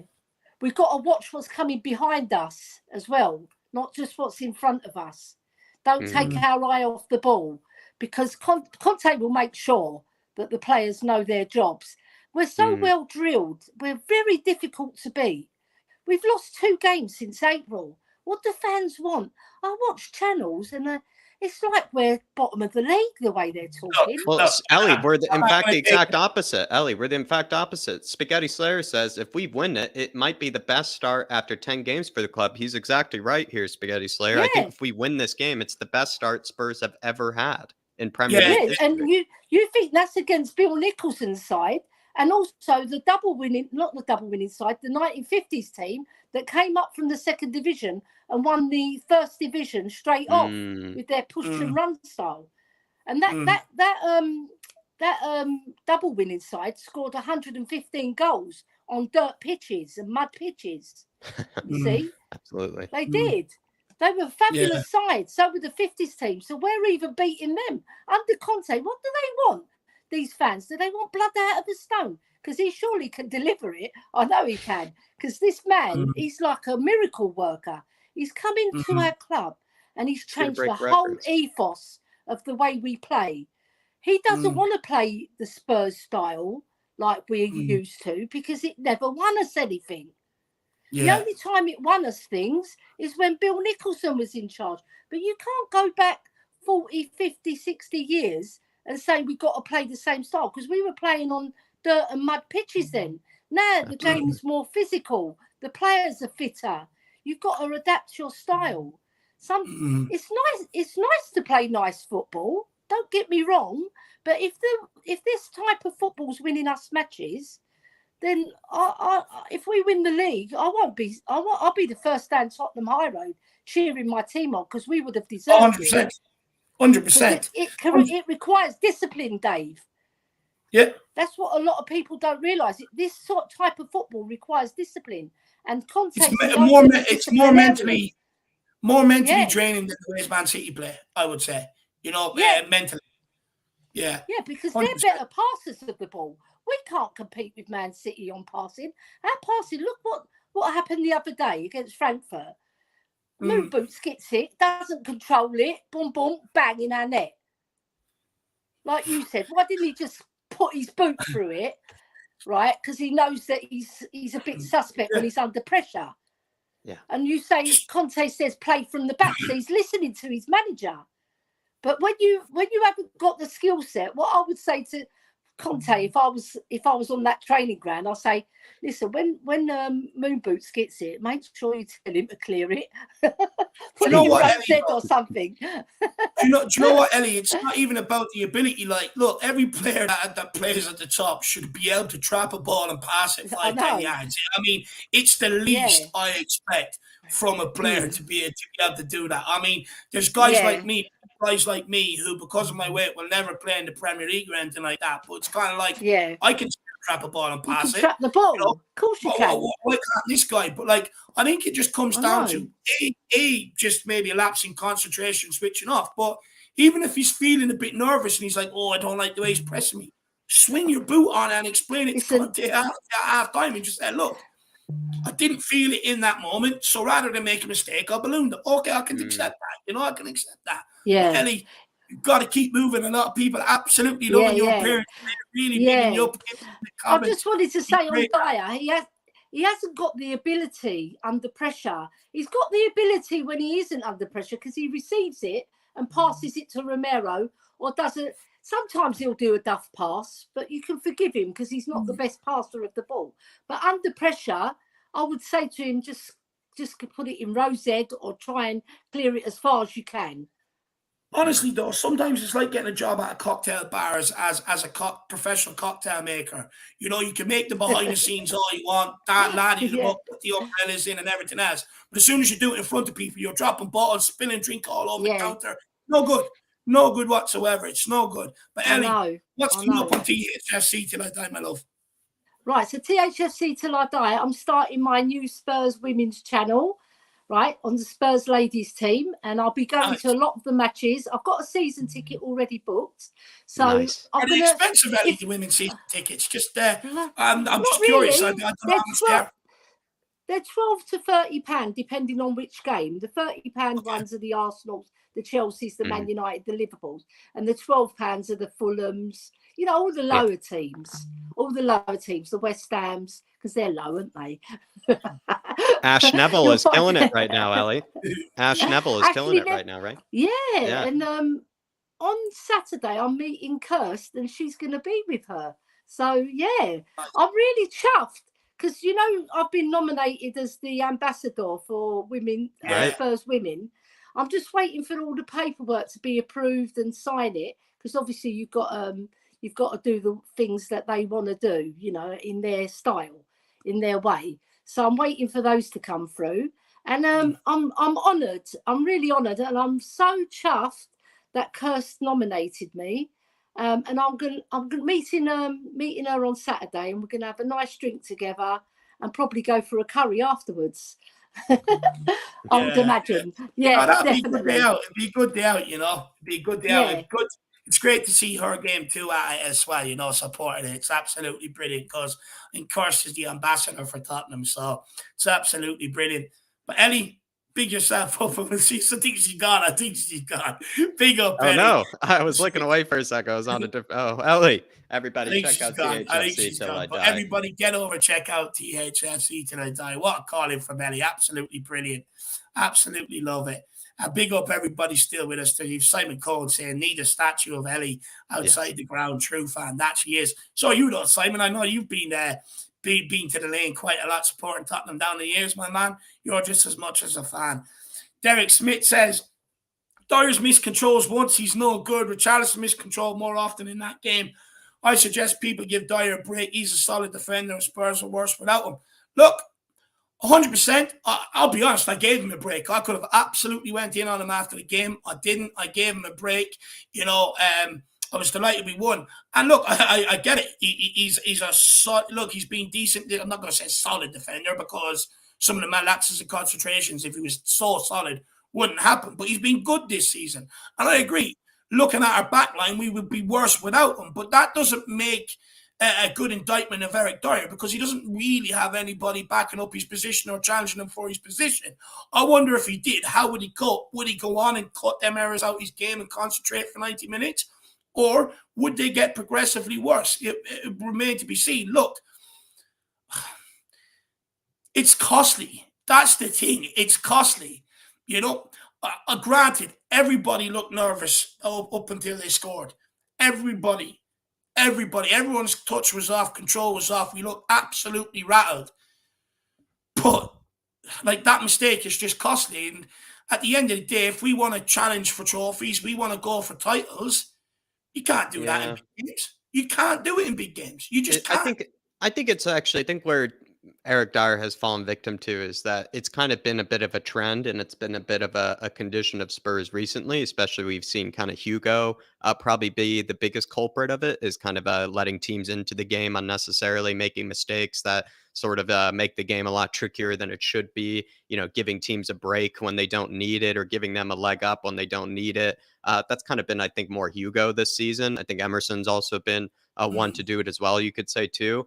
So there's something to say with that. And I think because it's been such a trend, you could say this season, some of the goals we have conceded through mistakes of some player of some sort. I think now that Eric Dier has sort of made his own, Dave, and has finally kind of, you could say he probably maybe could have gotten a similar one happen to him before. Maybe he's gotten away with it, but this was his big one. And I think that's where I think you're coming from, is that you've seen mistakes like this before the season where Spurs should be 2-0 up, 3-0 up. But what do? They let him back into it with a goal, and they give the chance, they give the team another chance to get back into things. And I don't think Eric Dier has been as guilty of it this season. In fact, I've said to you before, I think Eric Dier has actually impressed me more than I thought he would. He's I think played better. But I think it's just to finish, Dave, I think he's sort of fallen now into that list. I think Emerson's joined that list. Lloris has joined that list. And I think Dier has now made his mistake to join that list. And so that's where I kind of see your frustration coming from, is that it's been a bit of a trend this season from various. But it was a trend last season, though, Jack. I said it last season. That's why I wanted more improvements in the back line to eliminate this season, to make it a bit easier on us. Because I said to people, We're always going to score goals with Kane and Son. Our problem is keeping them out on a consistent basis. We give too many sloppy goals away. We make too many individual errors. But Jack, if we're being brutally honest and we look at it, okay, you would say it's probably maybe the first time Eric Dier's really been punished for it. But he has made mistakes in other games where he's got away with it, where Højbjerg has bailed him out with a yellow card on the halfway line after Dier got exposed. Hugo Lloris has pulled off some saves. Someone else has come across and made a block for him. It's just the first time he's been punished and it's been truly highlighted. But there has been at least one mistake in nearly every single game, and that's my issue. I do think he's improved. I think he's improved a lot more on the ball. But them defensive mistakes are there. And then, like you said, Jack, in games where you're maybe not doing so well, you're giving the team encouragement. But even in a game where you're dominating and you can see the sloppy goal, you change the momentum of the game and give them back encouragement. And that shit has to stop because it's going to catch up with us. It is going to catch up with us. I think we've made that mistake every single game, but I think it's come from different players each game. And I don't think it's actually been Dier as the consistent culprit this season. I agree that maybe he could have been punished for it. I think Wolves is really the game that sticks out to me, Dave. I actually think he really got away with not getting a clean sheet or with getting a clean sheet against Wolves. I thought he was pretty atrocious that game. But I'll be honest with you, I actually thought Brighton, he was pretty solid. And I thought in other games I've seen from him, maybe more recently, I actually thought Dier was more solid than actually I expect him to be. And maybe that's where I'm kind of coming from, is Dier is maybe, how would I put it? Maybe my expectations are low with Dier, but he's sort of surpassing them right now. I think he's actually playing better than I expected to. And so that's where I'm kind of coming from on it. But let's see what Ribsy maybe has to say, Dave. It's kind of on. There we go. Ribsy. Every time I see his name, by the way, just quickly, every time I see your name, Ribsy, I think of a big, juicy rack of ribs. I get hungry. Yeah. I know. I do it to myself all the time too, man. I got to change it. I got to come up with something less appetizing. What do you think on the Eric Dier debate we were having, though, Derek? Like, look, I agree with what Derek is saying. Maybe sometimes I could cut players some slack, but when I think they're not good enough, being harsh on Dier, I will highlight the problems. Am I being harsh? You can tell me if I am. I'm still going to argue with you regardless. Well, I mean, it's no secret that he makes mistakes. You know, getting pressed like that. I mean, everyone said it to death, and I'll just say it again real quick. I mean, the pass wasn't perfect. It wasn't probably the best idea there, but he had so much space, and his touch was so bad. Like he may as well have just. He actually was a great pass, to be fair, to the Frankfurt player. It was a nice tee up. Yeah, he teed him up. That's what he should. Yeah, I mean, he's just creating extra challenges for himself. He finds the Champions League too boring. Maybe that's what it is. But look, I mean, and look, Sanchez has a similar kind of issue, but it's so much more obvious with Sanchez. But with Dier, it's like you feel like he plays adequately or even well sometimes, or maybe he doesn't get pressed, or maybe when he makes that bad touch, it's in a better area, so he's not, you know, it's not getting punished so much, you know. But it's like Lloris. Like I love Lloris, man. I reckon he's one of the best goalkeepers still, honestly, in a lot of ways in the Premier League. I know that he's got absolute clangers in him though, and it's pretty much won every single game. And sometimes that clanger gets, I mean, in that Frankfurt game, his clanger was probably when he came out of the box and then he had the ball at his feet and he was facing away from the attacker, and then he just sort of fluffed it out, you know, like, and it didn't get punished because it was just you know, it happened. Completely lost track of the flight of the ball, completely lost it. But not only that, Ribsy, the goal.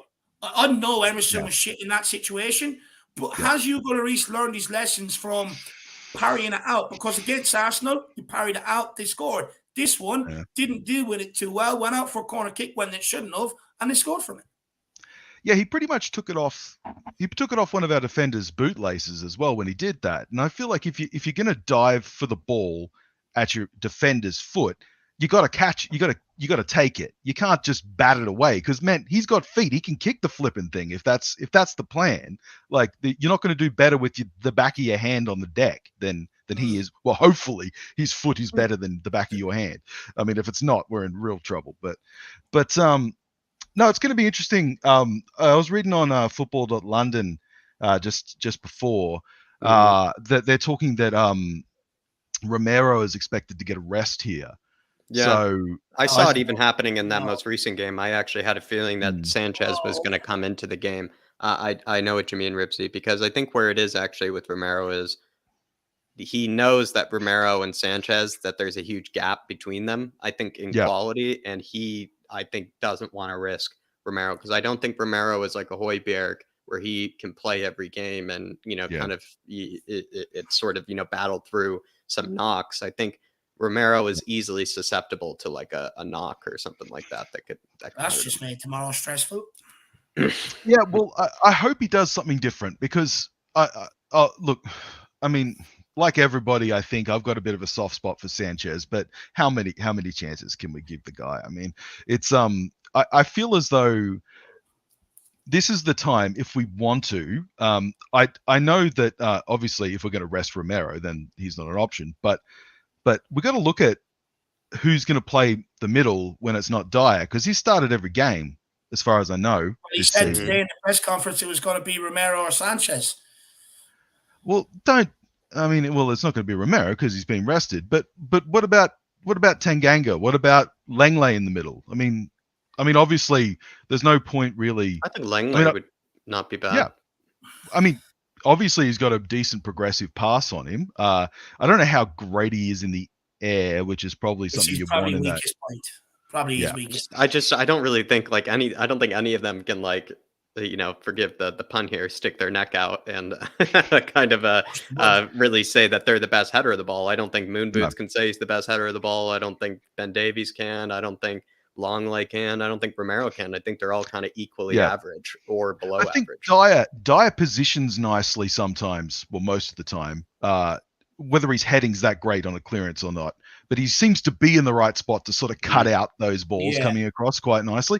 But that's it, man. I mean, his thing is actually just letting it go by him. Actually, I think that's Dier's problem. Dier will he'll have his moon head right in front of it, but then he'll just watch it go by him, and then I think that's his issue. Actually, it's like, someone should get on the end of that. Yeah, he's looking at who's going to clear that one. It's like, well, you fucking should now move it. Well, especially if Sanchez is going to play, that's what we know happens. Is they're both they seem to compound off each other. Actually, Sanchez and Dier. I actually think a good anything. Point. Yeah, they're in a competition. They're in a race to the bottom for the most amount of errors they can make. But I actually think Dier has played mostly well. I was defending Dier for as much as Dave I think pointed out some good things about Dier. I was defending him, Ribsy. But I must be honest, the moment that a Sanchez comes in next to him, I'm not going to really have much confidence in Eric Dier. I think his abilities get hurt. This is the problem, right? And I agree with what Keith Edwards says here. And I'd be interested to see what you think, Ribsy. But Sanchez does make people nervous around him. If he makes me nervous as a fan, I just know the rest of them players are like, what is he going to do wrong today? They're already in that mindset. Now at Tottenham, we compile one error with another bad error, and it usually ends up conceding a goal. Go back and watch some of the goals this season. It's been one error compiled by another. Even that second goal they scored, Emerson's error compiled by Hugo Lloris's error. It's just the Arsenal game, Hugo Lloris's error compiled by fucking another stupid Hugo Lloris error on top. We tend to make them in two. Is Sanchez going to be good enough for us to play tomorrow? I can maybe understand the reasoning behind it, because I think he's looking at the set pieces. You look at what Everton done to us under Jose Mourinho. They battered us from their corner kicks. It's what they've been good at so far this season. Do you think that could be the potential thought process behind bringing in Sanchez to maybe compete from set pieces? Yeah, I mean, it's obviously we've got a bigger focus on set pieces this season, just by the nature of having the I forget his name, the fantabulous bloody set piece. Yeah. And from what I understand, and forgive me if I'm wrong, but this is a defensive set piece coach as much as he is an attacking set piece coach, right? Or is it just do the attacks? More of an attacking set piece coach. But does he work with the defensive side of it as well, or is it just? Or maybe I want that job. That seems like half an hour of work a week. But look. All he has to do is just look busy in front of the computer all the time. Just have a whiteboard with some crosses and circles and some arrows around. He's like, man, I'm it's been a big week, honey. All right, you're gonna have to do the laundry and you're gonna have to mow the lawn for me because I've been working too hard. But no, but seriously, it's what we can do defensively on set pieces. This season we haven't been as bad, but I remember what was that last Jose season, and I can't remember too much under Nuno, but it felt like whenever there was those tight games and we conceded even a corner in the last 10 minutes or so, it's like, shit, here it comes. This is going to be the equalizer. And there's going to be a bunch of defenders standing around flat-footed and then one attacker open in the middle of the box. And actually in Frankfurt, there was that one corner that came in, and I don't know who the Frankfurt attacker was, but he was in the middle of the 6-yard box, completely unmarked. Middle of the box. Middle of the box. It was a good delivery. Don't get me wrong. I mean, it's but how can no one be on that? Yeah, there's a lot wrong with it. It made me think about Hugo. It sort of speaks to how Hugo doesn't really like to, stick his, fist out to win it. Sort of said a lot about our ability to win it, Ribsy, because like you just said, like when it's put in, like, I mean, don't get me wrong, Frankfurt players are all licking their lips like, wow, this is a peach of a ball, but it kind of is in that area where you're like, kind of should be defending that. Either the goalkeeper sticks his arm out or the defender clears it away. It's not like the near post, that weird near post area where it's that tough. Sort of deflection it's not angle. The back post. It's not. I think those ones are more excusable. If I don't think any set piece is really that excusable, but I would think the way that we go about it, where we go for those weird flick-ons and like stuff like that, that's a bit more kind of like tough to defend. I would say much harder to defend. You would say like right in the middle of your own 6-yard box. Like it doesn't get easier than that. Ribsy touched on something that fucking winds me up as well, and that's when the goal scored, from a set piece. You don't see anybody standing there rollicking each other. They're all standing there looking at each other, hands up. You don't see anyone standing there going absolutely ballistic, going, for fuck's sake, boys, are we not sick of conceding from set pieces? Someone going, that's your man, don't let it fucking happen again. They all just throw their hands up, look at each other, and then walk back to the halfway line. We're not vocal enough at set pieces. I don't see anyone screaming, you pick him up, do not lose him. You switched off a couple of times today. Slap him on the back of the head, wake up, stay switched off in this corner. I don't see enough of it. And then after corners, I don't see enough accountability.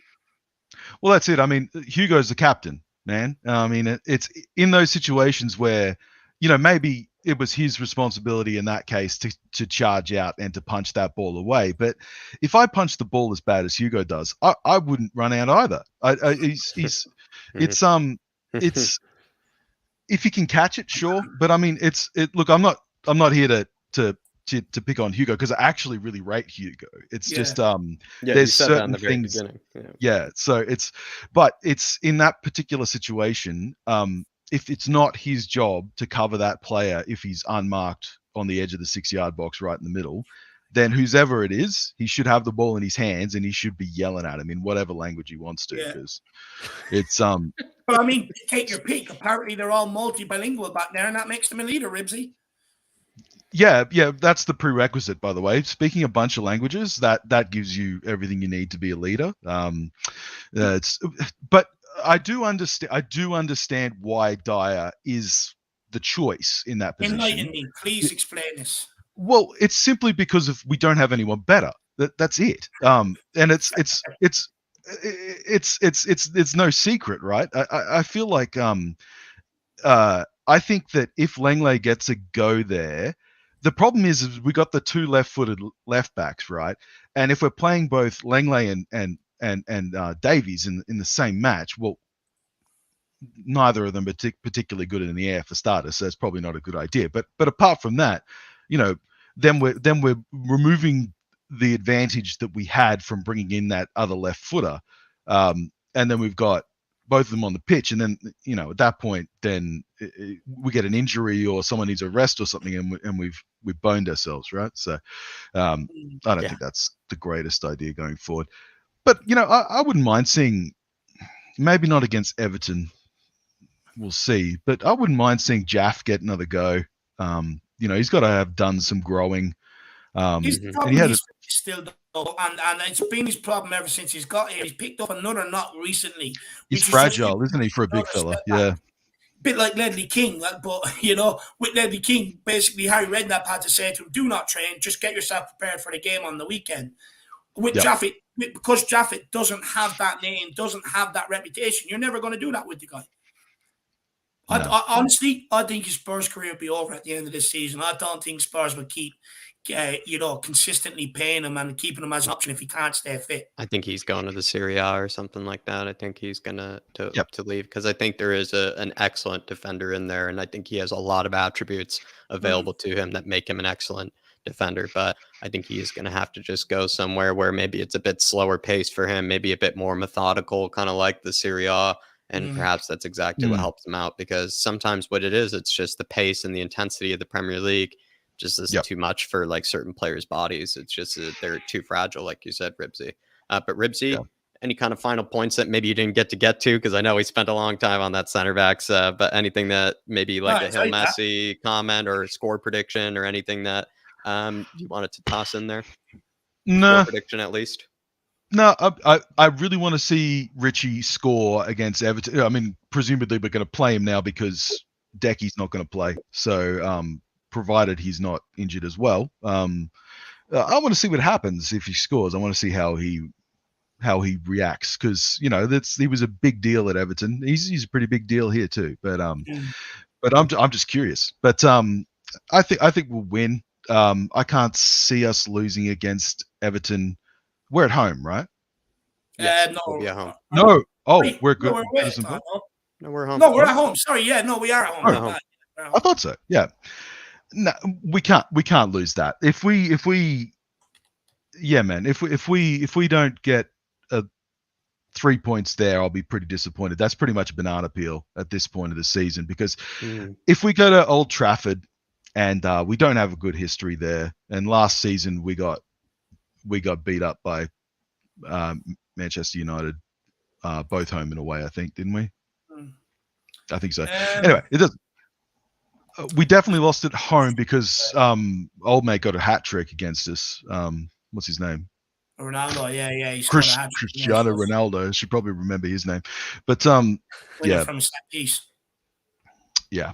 Anyway, but I think we'll get 3 points there. When we go away for that match, depending on how the season goes, we'll see. But we should get 3 points there, and it'll be disappointing if we get 1 point. I think. Time to smack some Fat Frank. That's what I would say.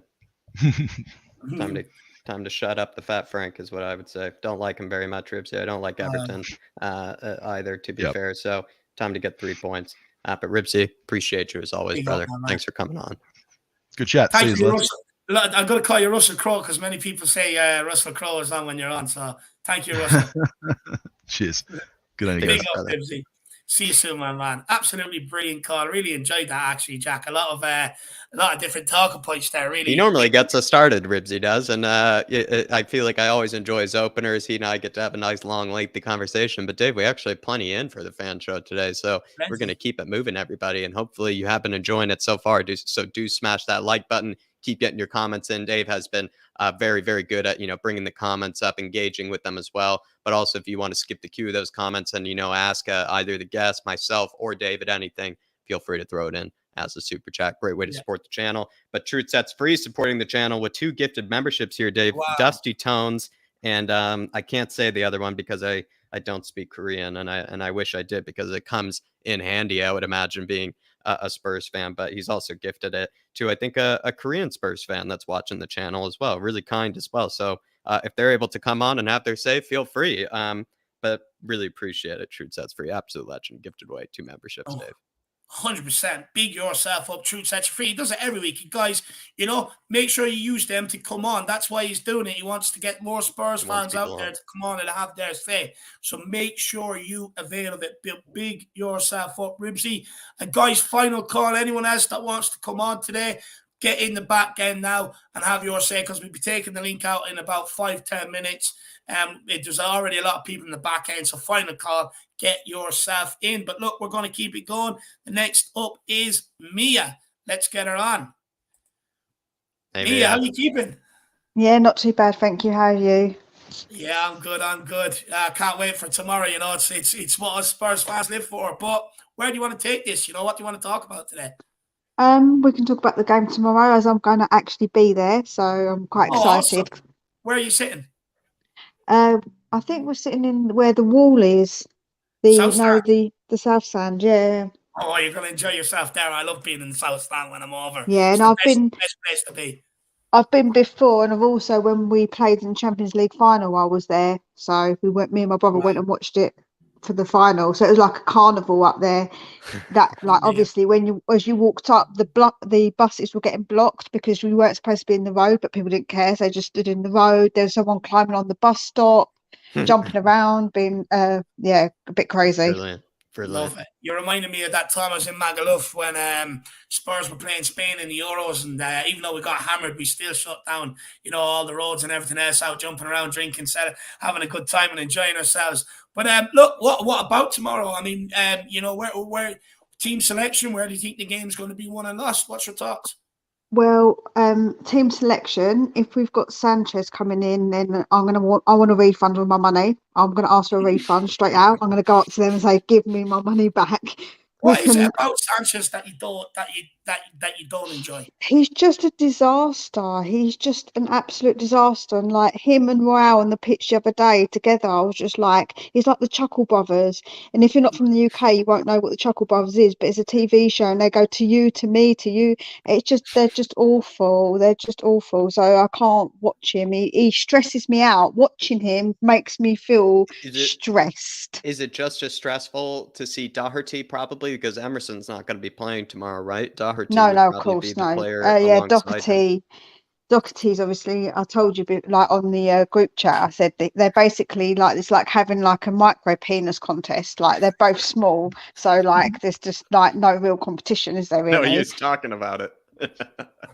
Like honestly, Doherty's just as bad. So I don't, because the thing with Doherty, he's a bit of like a nothing player. Like he's not particularly good at either thing. Like he's okay at kind of sort of okay sometimes going forward, and he's okay kind of sometimes at defending, but he's not really good at either. Yeah, So, I know what you're saying. I know exactly what you're saying. And when it comes to Doherty, he has been kind of, you could say, given a chance here to maybe impress Conte yet again, like he did last season. I think last season he had a really good game against Everton, Mia, if I recall. yeah, Could no, he Doherty, did. is this his time to shine? You could say. Well, I hope so. I really do, because obviously, I think people get people wrong when they criticize players. Like, I think none of us want people to fail. So we don't want our players to be rubbish. We want our players to be good. And because we've got a standard that we set, so we obviously in our minds want to do better. So we want our players to do better. So it's not because we dislike or have a genuine like dislike for a player. It's just because we want our players to do better. So I think that's what it is. It's just like, if he proves me wrong, I'm more than happy to put my hands up and say I was wrong and he's come good. And I think that when you get more information, you're allowed to change your mind in life. So if I get more information in and I see that he improves, then that's fine by me. Like, honestly, I'll be happy. But at the moment, so far, I'm a bit skeptical. I think you're allowed to also admit to a player's limitations, Mia. You're allowed to point out, this is where I think this player can get hurt. This is where I think this player could be taken advantage of, you know, by an opposing player, whatever it may be. And there's no shame and there's no ridiculousness in pointing that out. I mean, I think you're allowed to admit that a player has its limitations. Even if you defend Emerson and really like Emerson, you're still allowed to point out like where he struggles and where he can be taken advantage of. And I think you're spot on there.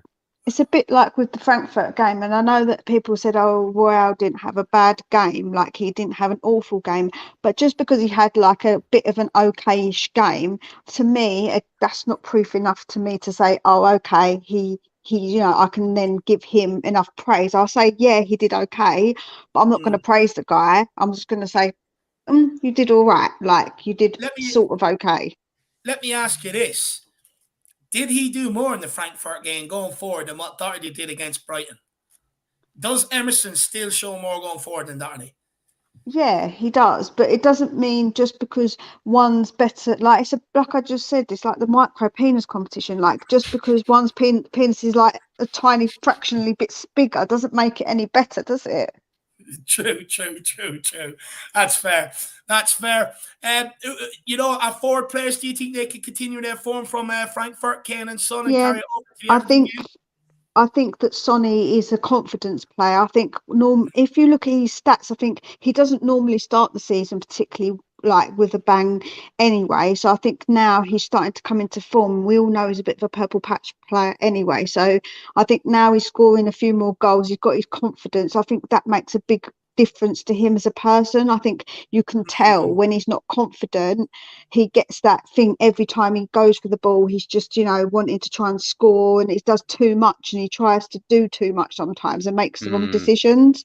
But now he scores some goals in the Champions League and he scores some goals in the league. I think that means that I feel like he'll be confident. Obviously, Richie's going to feel a bit weird, I think, about coming against Everton because I think he's still got a bit of a love for them. He didn't leave on bad terms. No, He not bad even terms said at all. himself he left because he knew that players had to be sold because of the FFP. Obviously, there's a They problem. needed the money. Yeah, they needed the money, so there was never really any bad blood between him and the Everton supporters. So I don't know if he'll really want to score against them. I think he'll want to prove a point. Maybe he want to sort of kind of score. If he does, I don't think he'll celebrate that much. I think he'll probably be a bit respectful towards them because I think he knows that there was never really a love lost between like any bad blood between them. No cheeky So pigeon celebration then, you're thinking? Yeah, cockerel celebration, Jack. We've nicknamed Cockerel, it. yeah, maybe. But like I say, I think that with Richie, people obviously have to understand that he's come from Everton, and Conte wants him to play maybe differently to how he was playing at Everton, and they need to give him a bit of time as well to settle in the team. But the other day when he made that pass to, I think it was Højbjerg, weren't it? Then obviously Højbjerg made the pass to score the goal. I think like obviously to me he does have he's like very tenacious, and I love that tenaciousness about him. And I think sometimes he just has to look up a little bit more, maybe kind of get to know the players a bit more where they're going to be. And I think that just takes time to gel with other players. I agree. I agree with you. When I look at Richarlison, he's frustrating. But for me, what I wanted him was a backup to Harry Kane, or as a second option that you can put up front if you're chasing the game. Look, he's been extremely frustrating. But hopefully tomorrow he puts in a performance. Trying to prove to Everton that maybe he made the right move. But I'd admire his shithousery if he went and done the chicken dance once he scored. I would absolutely relish it. Well, yeah. A shithouse, he'd probably take the feather out of Romero's cap for being the biggest shithouse if he'd done that. I would absolutely love to see housery. The thing we could, sorry. No, you're all good. Do you think that Richarlison has the potential to be able to do the link-up play that's required, that Kulu does so well when he's in there? Yeah, I think he does. And also what we could think of is that in like games where maybe people saying for Harry Kane to be rested, like in cup games, he could play as a forward. And obviously we have got Hill, and Hill could play on that side. And obviously that way he could actually play maybe a bit more up front sometimes. So I do think that he's got that option of doing that.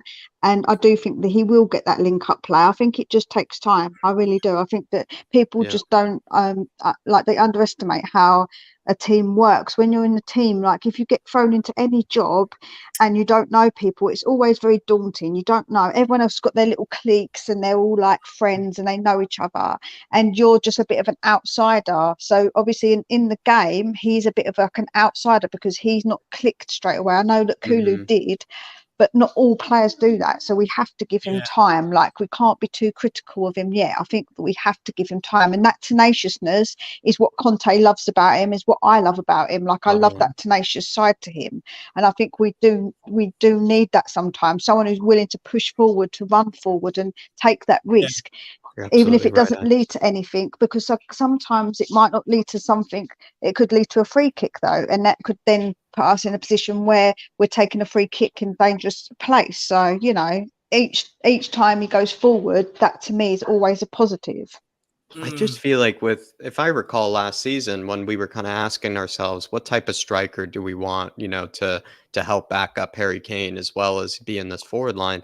I recall a lot of people, Mia, saying, I want more of a number 9. I want like a Vlahovic, they were saying. I want a guy that can be more of a number 9, not like someone that plays like Sonny, who's a bit of a winger, kind of can play all over the place. I thought we achieved that with Richarlison. Like, sure, he can play as a winger, but we knew that wasn't really like his best position. I think from the beginning, we knew that he could do a job there and that he could probably learn that position under Conte. But I feel like a lot of people were satisfied, or at least should have been satisfied by they fixed that number 9 problem, that backup number 9 problem, so that in case Harry Kane is ever injured, we have a natural number 9, like one that you just look to right away, and he wears the shirt, and it makes sense. It's not just some kind of a player that you sort of think can play as a striker kind of guy. I think we achieved exactly what a lot of fans wanted us to achieve, which is get a regular number 9.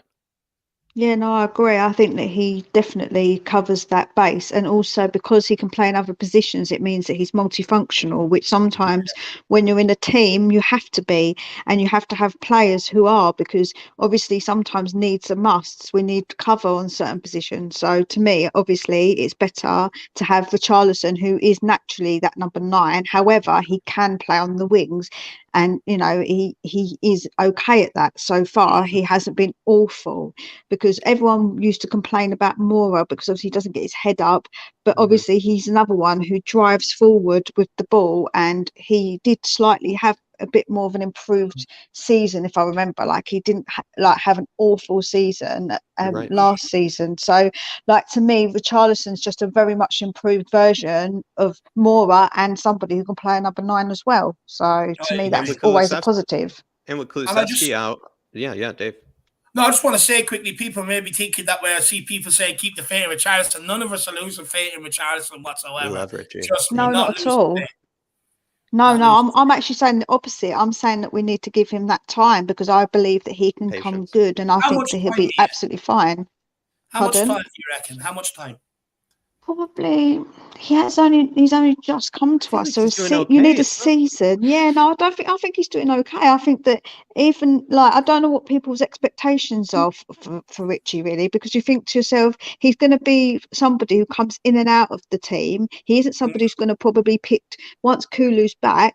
He's obviously not going to get picked over Kulu, unlikely. So to me, he's going to be a bit like player, and so it's going to be harder for him as well. So you understand. The main goal scorer, anyways. I think like a bit of pressure is taken off him. He doesn't have the pressure that Nunez does or Jesus does, and those guys. Do you think Kulusevski when he comes back? You mean Jesus, who sits on the bench, and our player plays, and he's only like we got a part-time Our player will be in the World Cup, that's for sure. Mia, ours will be in the World Cup. That's what I'm saying, and ours isn't our mainstay player, but ours don't sit on the bench for their country. Just different. So just saying. Do you think with I like to get that dig in.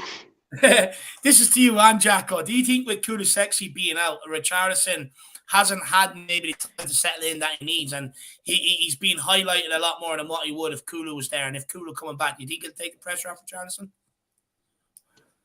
Yeah, I think so. I think that he's been thrown in because obviously Kulu's out, and I think that people just focus too much on him. I think there's too much focus on him. He's been chucked in because of an injury, and that's what obviously we wanted him for, but we can't just expect him to pick up the pieces of Kulu, because Kulu is such a special player. He's such a good player, so we can't expect him to take over and be exactly like Kulu, because he is a different player to him. So I think people are expecting too much, maybe, and thinking a bit too much about Richie, about how he's doing and stuff, and making it a bit too hyper focused. Yeah, look, I definitely think that for sure. I know Jack has another question for you, Mia. I'll just take this from Dan Gaze quickly. He says, myself, Maddox, and Baby and Aurora are locked onto another great show with great guests. Big up, Dan Gaze. Really appreciate that comment.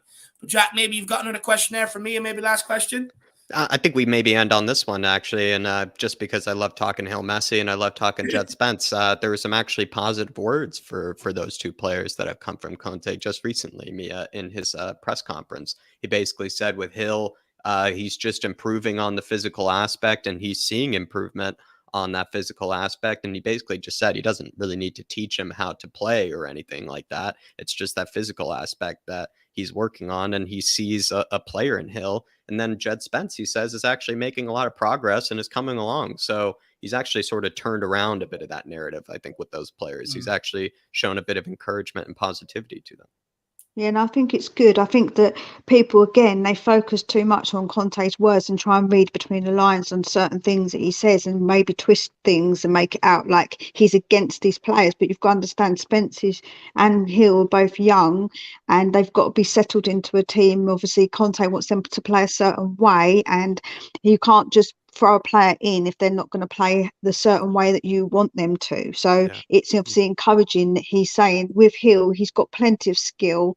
He's really good on the ball. However, I'm with Ellie. He needs to get some good Greek food into him, beef himself up, because he just looks like a broomstick. As I said the other day about him, he is just a broomstick of a person.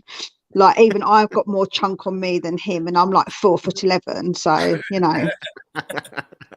but he definitely needs to chunk up a little bit and get a bit more strength and build himself up. And with Spence, he's young. We saw him in another team, obviously, who again played differently. So we can't just expect Spence to be straight away. Why everyone's calling for him? And then imagine if everybody was calling for Spence come in, had a really terrible game. Imagine what that would do for his confidence.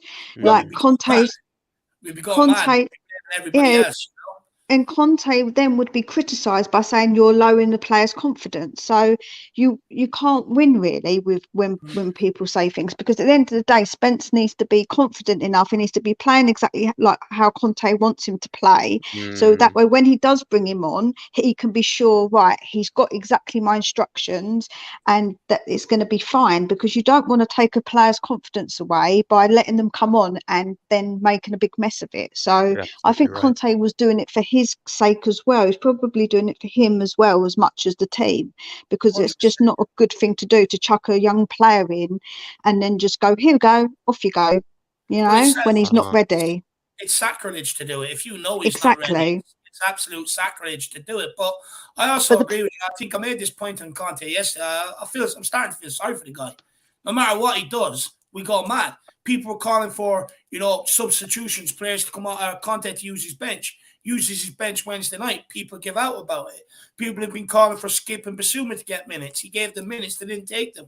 People then criticized Conte for it. People have criticized Conte for not rotating, even though they won't mention him rotating Ben Davies and Perisic and Lenglet, Perisic, Sessegnon, Richarlison and Kulu and stuff like that, because he dropped Kulu before he even got injured. So, I think he's just in a position where he's damned if he does and damned if he doesn't. And I'll be honest, we were in this situation with Jose Mourinho, under Nuno or under other people, players haven't been called out.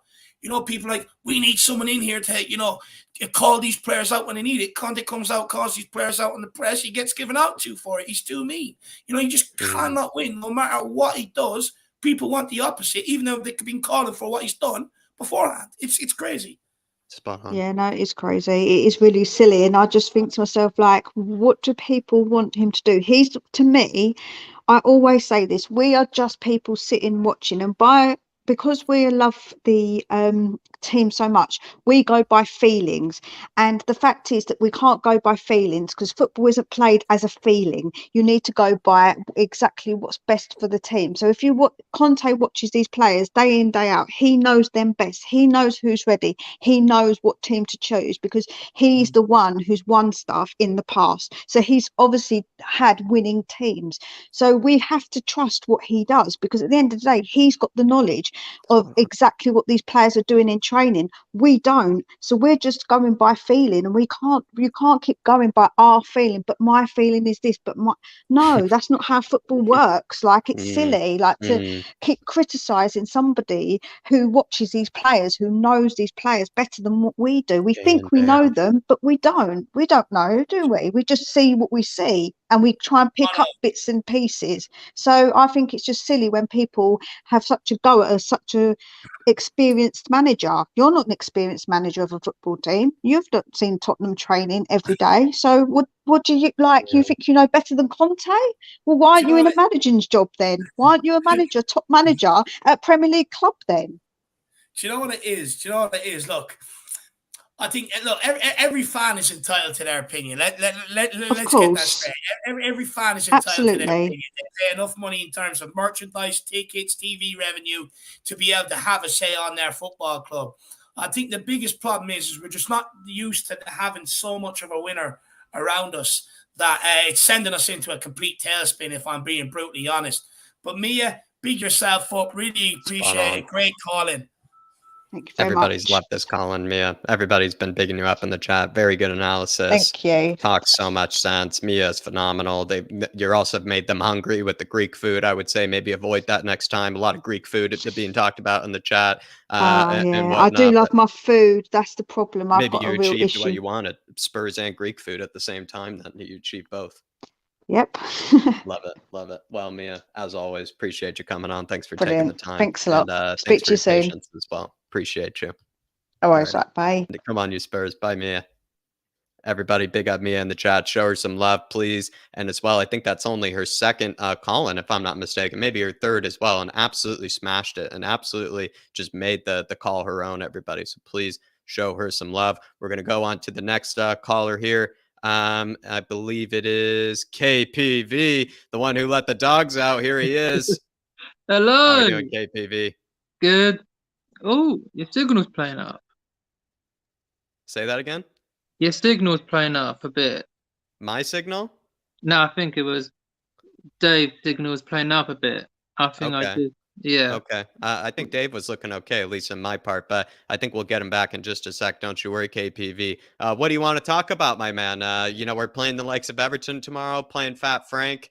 We want to be giving him, a nice performance. And I think last time out we won by plenty, if I'm not mistaken. We did give him, what was it, 4-1, 5-1? 5-0. We destroyed them 5-0. And Kane and for that again? Yeah. We're gonna give him another good spanking. I'm gonna go 6-0 this time. A better scoreline. One more goal, 6-0. 5 and 6. Why not? It'll be a big scoreline. I want 6-0. 6-0. Who's going to be our goal scorers? And is Sonny going to be firing? Because I think in order for Spurs going to achieve that, we're going to need to see some Sonny hat tricks, KPV. Yeah, another hat trick from Sonny, and maybe Kane and Son makes it 1, 2, and 3. Then Kane and Richie get 4th and 5th. So the front three to score tomorrow since Kulu's still out. I thought we were gonna have all our attacking options. We got all our attacking options, but turns out he's still not available. He should be available for the United game because he should be available, but doesn't look like he will be for this. But KPV, Carl Simpson saying different Everton team this season. It'll be tight, but I would love a 6-0. Here's my thing is that I would love that 6-0 too, KPV, but I feel like it is a better Everton this time around. We're seeing Iwobi. He's turned into a midfielder. They got a new back line. It's not Keane and Godfrey, I believe, who they had there. I think it's Tarkovsky and Cody. It is a different Everton team. Do you think this Everton team is any good? No, I don't think so. I don't think this team is really good than last season, but Calvert-Lewin, I believe, is back, but I don't think he's going to start straight away. But this Everton team isn't so bad, but it's just not better than last season's team. They were grinding out results, beating other teams like Chelsea, Man United, and Arsenal, but didn't beat us or City though. Couldn't beat Liverpool either. But this Everton team is doing quite well, but it's not better than the last few Everton teams that they've had. But this one I'd say is better than the last few ones. Definitely. And I think, with the Iwobi coming into midfield, they've made them kind of a better team in there. They brought in that 6'7" guy, Onana, whatever his name is as well. He's looking pretty solid for them. I think he's actually recruited quite well for them. And I also believe the Dominic Calvert-Lewin is back. and he might be playing alongside Mopai. So it is going to be, I think, a better Everton team this time around. But KPV, no Anthony Gordon, I believe, for Everton, Yeah, and no he's Yerry suspended. Mina. Yes, he's suspended, Gordon. So Mina, I think, is injured. So 2 players are absent for that team. So that's good. Like, yeah, we're gonna smack these up again like we did last season. We didn't beat them at Goodison because we took a point off them. That was Conte's, I believe, first game in charge. Everton, because he's never lost to them. So That's right. It was his first one. That was a pretty boring game, though, if I recall. KPV, right? Wasn't it a 0-0? Right? yeah, Lo Celso hit the post. yeah, Lascelles hit the post, but like, yeah, that was Conte's first game in charge. He's unbeaten against Everton. He's never lost. But can he keep that record going? Yes, he can. We're at home, and but we're gonna be like. I know that was a boring game, but we kept a clean sheet, and I think Conte's done that. He's never conceded. I don't think Conte's never lost He to hasn't Everton. conceded to Everton yet, so we'd like to keep No. that up. Yeah, good point there, Yeah, KPV. I hadn't actually I thought of want a that. clean sheet. I want a clean sheet tomorrow because we've only kept 5. I thought we were going to keep it 6 on Wednesday, and I couldn't see Ben and Sim because they were in the east and south stand. I was in the north stand, so I couldn't Mm. see them. I thought I was, but You were yeah, as far away from them as possible, basically. Yeah, you guys were at opposite ends of the ground. I was up at opposite ends from the ground. I was in 418 block row Mm. 418. They were Your in. Yeah. One of your favorite players, Kyle, is going to be out for tomorrow. Kulusevski is going to be out, and that means maybe Richarlison steps in at right wing. Thoughts on that, and thoughts on missing Kulusevski, because we thought he would be available for this one, and apparently he's not, and you might even miss Man United too, which is a shame. Oh, so that means he'll be available for the Liverpool game then. Yeah, but are you worried that he's going to miss this game and maybe even the Man United game? I'm a bit worried because he has been brilliant. Like, as I said before, he's got more goal contributions than any other player has. No one has got more than him. But like, since his debut, no one has had more than him. But I'm worried. But like, he's probably going to be at the stadium, but he'll just be watching, like he was on Wednesday, standing on the touchline watching. But yeah, let's hope he'll come back for the home game against Liverpool, 6th of November. I'm definitely going, and because Are you going to tomorrow's game, Kyle, or are you watching it from the couch or from the I'm sofa? watching it from the couch. But Love it.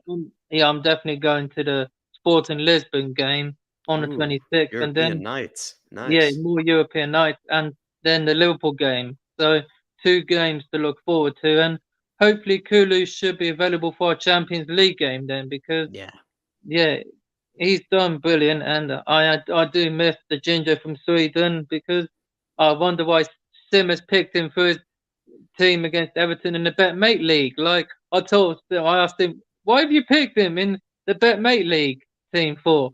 And maybe you're gonna have to pick someone else. Yeah, he's gonna have to. Hopefully, you reminded me, Kyle. I'm gonna have to change my fantasy team. Certainly. Definitely. The deadline is in 1 hour. It's actually 6:30. So do your team before then, because I've got Kane, Son, and Dier. So Dier scored against these lot. Was on the last day, 2019. We drew 2-2. So can Dier keep a goal scoring record going as well? Of course. But I say 6-0, but you never know what score's going to happen tomorrow. But another hat trick from Son would be nice. Kane loves scoring the brace against Everton. Like, everyone loves a goal against Everton. So let's do this tomorrow. Then we've got Man United afterwards. KPV is also a Finnish club who has only been the champions once in 1969, playing the start of next season European Cup first round against Celtic, 69 winner, and got battered. F1. Shut up, Wolf F1. Thought you love every channel you come on, but if you're going to keep doing that, then stay off the channels, kid. Enough is enough. You ain't won nothing. Shut your mouth, Wolf. He's You're not getting saying anything battered. about you, KPV. He's saying how you have a Finnish club. You have a brother in Finland. Yeah, Finland. Yeah. Yeah, you have a club that's named after you in Finland. Oh, who's that? KPV. It's called KPV. That's the name of the Finnish club. Oh, that's me. I didn't know. It's named after me. He's trying to be nice to you. There's only one F1 is. KPV here. There's only one. That's me. But There's only one KPV. There's only one. But I guess that's the name after me. And I'll be on Real Tottenham TV tonight with Brian Daigle and Brian Nice. Ireland. And so everyone tune in. But 6-0 tomorrow. Yeah, I want a clean sheet. Make it 6 because we won every home game. But yeah, we've got. I think Liverpool's the only big top 6 team we play at home, and Man United, Man City, and that is the only other away teams we play, and then it's the World Cup. So let's win tomorrow, and then because I believe Wivsy said our record at Old Trafford isn't good, but I actually disagree. We won there 4 times. Old Trafford 4 times. 2012, we won 3-2. We owe him something over there. Absolutely. That was under the former Chelsea boss, Andre Villas-Boas. Tim Sherwood, I believe it was 2013-14 season. We won 2-1. Goals from Eriksson and Adebayor. Then under Poch, we won 3-0. Kane and Lucas. Then 6-1. It was double from Kane and Son. I believe with Aurier. And yeah. So Love it. Yeah, 6-0 KPV. I'm digging a 6-0. Time to keep that clean sheet. And we'll be seeing you on Weird Time TV later. Yeah, I'll be on there later. And then let's go to Man United and win 6-1 again. But obviously, Ronaldo's only just scored, 1 goal in the league so far. But anyway, they're not doing that great, Man United. They're still below us. But let's go and beat them after Everton. Because if we win, that would be the best start we've had. Yes. Let's win Best those start 2 ever. games. And come on, KPV. Come on, you Spurs. And let me know who's letting the dogs out. Brian Daigle did. Okay. Let's do this. Come on, let's do this. Come on, you Spurs. Big up, Kyle. We'll be seeing you, my man. Great calling, brother. Yeah. Big up, Kyle. Everybody show Kyle some love. Big come on, you Spurs for Kyle as well, everybody. Hopefully he's going to be enjoying himself on the FIFA. I bet that's what he's going to be doing today. Just making sure I have the order right after KPV. Looks like Phil is up next. Phil, if you're there. There we go. There he is. Yeah. What's up, Phil? What's happening, mate? Not a lot of. We're getting ready for this Everton game, and I'll be honest, I don't really like, Mr. Frank Lampard very much. This is kind of a game that I would love to win 6-0, like KPV was saying. Of all the teams in the Premier League, this would be kind of that handful of teams I would love to absolutely batter 6-0. What are your thoughts on Everton? And we haven't really spoke about them as an opposition. Do you think they're any good this season? Are they any better than what we saw last season, Phil? I think Lampard has made them a lot more solid at the back. They've got a leader at the back with Cody, which I think we need at the back. To be honest with you, I think going on with Everton still. Calvert-Lewin's coming back as well, so that'll be good for them. Yeah. I don't know if he's playing tomorrow. I don't know if he's fit or not. He got some minutes. Yeah, I think the most recent game, which shows that he's probably maybe more and more fit, each passing game. And also they now have a bit more of a strike force than they did. They have Mopai now as well. It seems like it is a more well-rounded team. It felt like maybe there were a lot of holes in that squad last season. And I think they have improved the overall 11. Let's be honest. I think that midfield has also improved. Like Iwobi is a much better player now playing in the midfield. That back line isn't Godfrey and or Holgate and Michael Keane. They were atrocious last season. Phil. Atrocious together. Yeah, Tarkowski and Cody look pretty solid. Yeah, they do. Like I said, Cody is a leader. He'll sort the back line out. But yeah, I think Anan is a good player in midfield for them.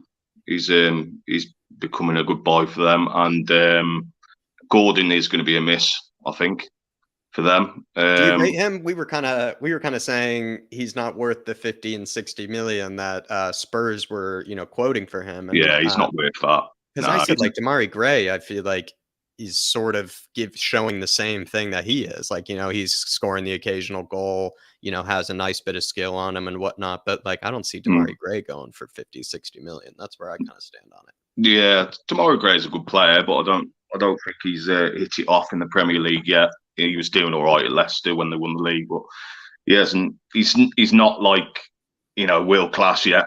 I don't Still think a miss for Gordon though to be out. You're right though. It's still a miss for Everton no matter what. Yeah, I think Gordon's probably around about 30, 40 million player at the minute, but he has got the potential to be a very good player. But yeah, he'll be a miss for them tomorrow. I think it'll be a comfortable win tomorrow. If I'm honest, I have a feeling that it could be a big win for Spurs, and I know that this Everton team are a lot better than they were last season, but something like with the way Højbjerg has been playing recently, Phil, like I feel like he could break the lines in that midfield really well. I know, again, like I said, Onana, Iwobi are playing well, but like Højbjerg's playing on another level, like kind of well. Yeah. Like I feel like he'll be able to just slice through that midfield. And if anything, too, if we do have a motivated Richarlison tomorrow, I could see him causing that backline some problems because he probably knows how to be able to maybe take on some of those fullbacks. We also have Sonny, who I thought actually started to look like the Sonny of old in that Eintracht Frankfurt game. He was taking on players, skinning past players really easily. So I just have a feeling that I'm with you. I think this could end up being a big win. I hope I'm not wrong, though. I do hope. No, I think it'll be a comfortable win tomorrow. I think I've got a feeling Richie's going to score 2 tomorrow. He's going to be well up for the game. I don't think he'll celebrate tomorrow if he does score. This is what I thought he'd do. Maybe something in between. He puts his hands up in apology, but then maybe throws a few cockerel celebrations. In Yeah, there. he might throw a few pigeon necks in there. I think he'll restrain from doing a big celebration tomorrow if he does score, because he's got a lot of respect for Everton and what they've done for him. So. But yeah, I think Richie will get 2 tomorrow. He'll score a brace, and I think Kane will probably get 1 tomorrow as well. Another goal. That'd be nice. Maybe earns himself a penalty via Brian Hill. Makes up for it this time. Jerome with a super chat saying Kulusevski's still out, and he's very upset probably. And are you a bit worried seeing Kulusevski still out? I think there's even rumor he could miss the United game as well. So it's not actually as speedy of a recovery as we thought. Is it a reoccurrence of his last injury, or is it a new injury? Fire, or didn't he have calf problems in preseason or something like that? I think he had some calf issues. Yeah, muscle injury or something. Yeah, and I'm not sure what it is right now. I wouldn't be surprised if it's in that area. I wouldn't be surprised. I think it was a hamstring, his last injury, I think. Okay. I think it was, yeah. So, yeah, it could be a reoccurrence of that, maybe. But I think it's also the doctors, they give that time span, right? And then they reach it and they're like, listen, like he's not made as much progress as we thought he would.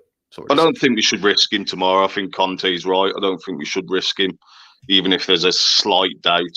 I think Richie is a good enough replacement, albeit he's not comfortable on the right wing side, but I'd rather play him up front. But he's a competent replacement for Kulu. But yeah, like I say, I think we'll get a good 3-0 win tomorrow and get the 3 points. Yeah, I know what you're saying. Definitely know what you're saying. Tomorrow, though, we're also going to be seeing no more Emerson. We're going to be seeing probably a bit more of Doherty. Is it Doherty's time to shine? And do you think he could perhaps impress some fans tomorrow? Because I think he had a good game against Everton last time I recall when we played at home. He played pretty well. Yeah. I think I disagree with Dave on Doherty. I think he's a better player than Emerson, if I'm honest. I think a lot of the fan base agrees with you. I think a lot of the fan base agrees with you.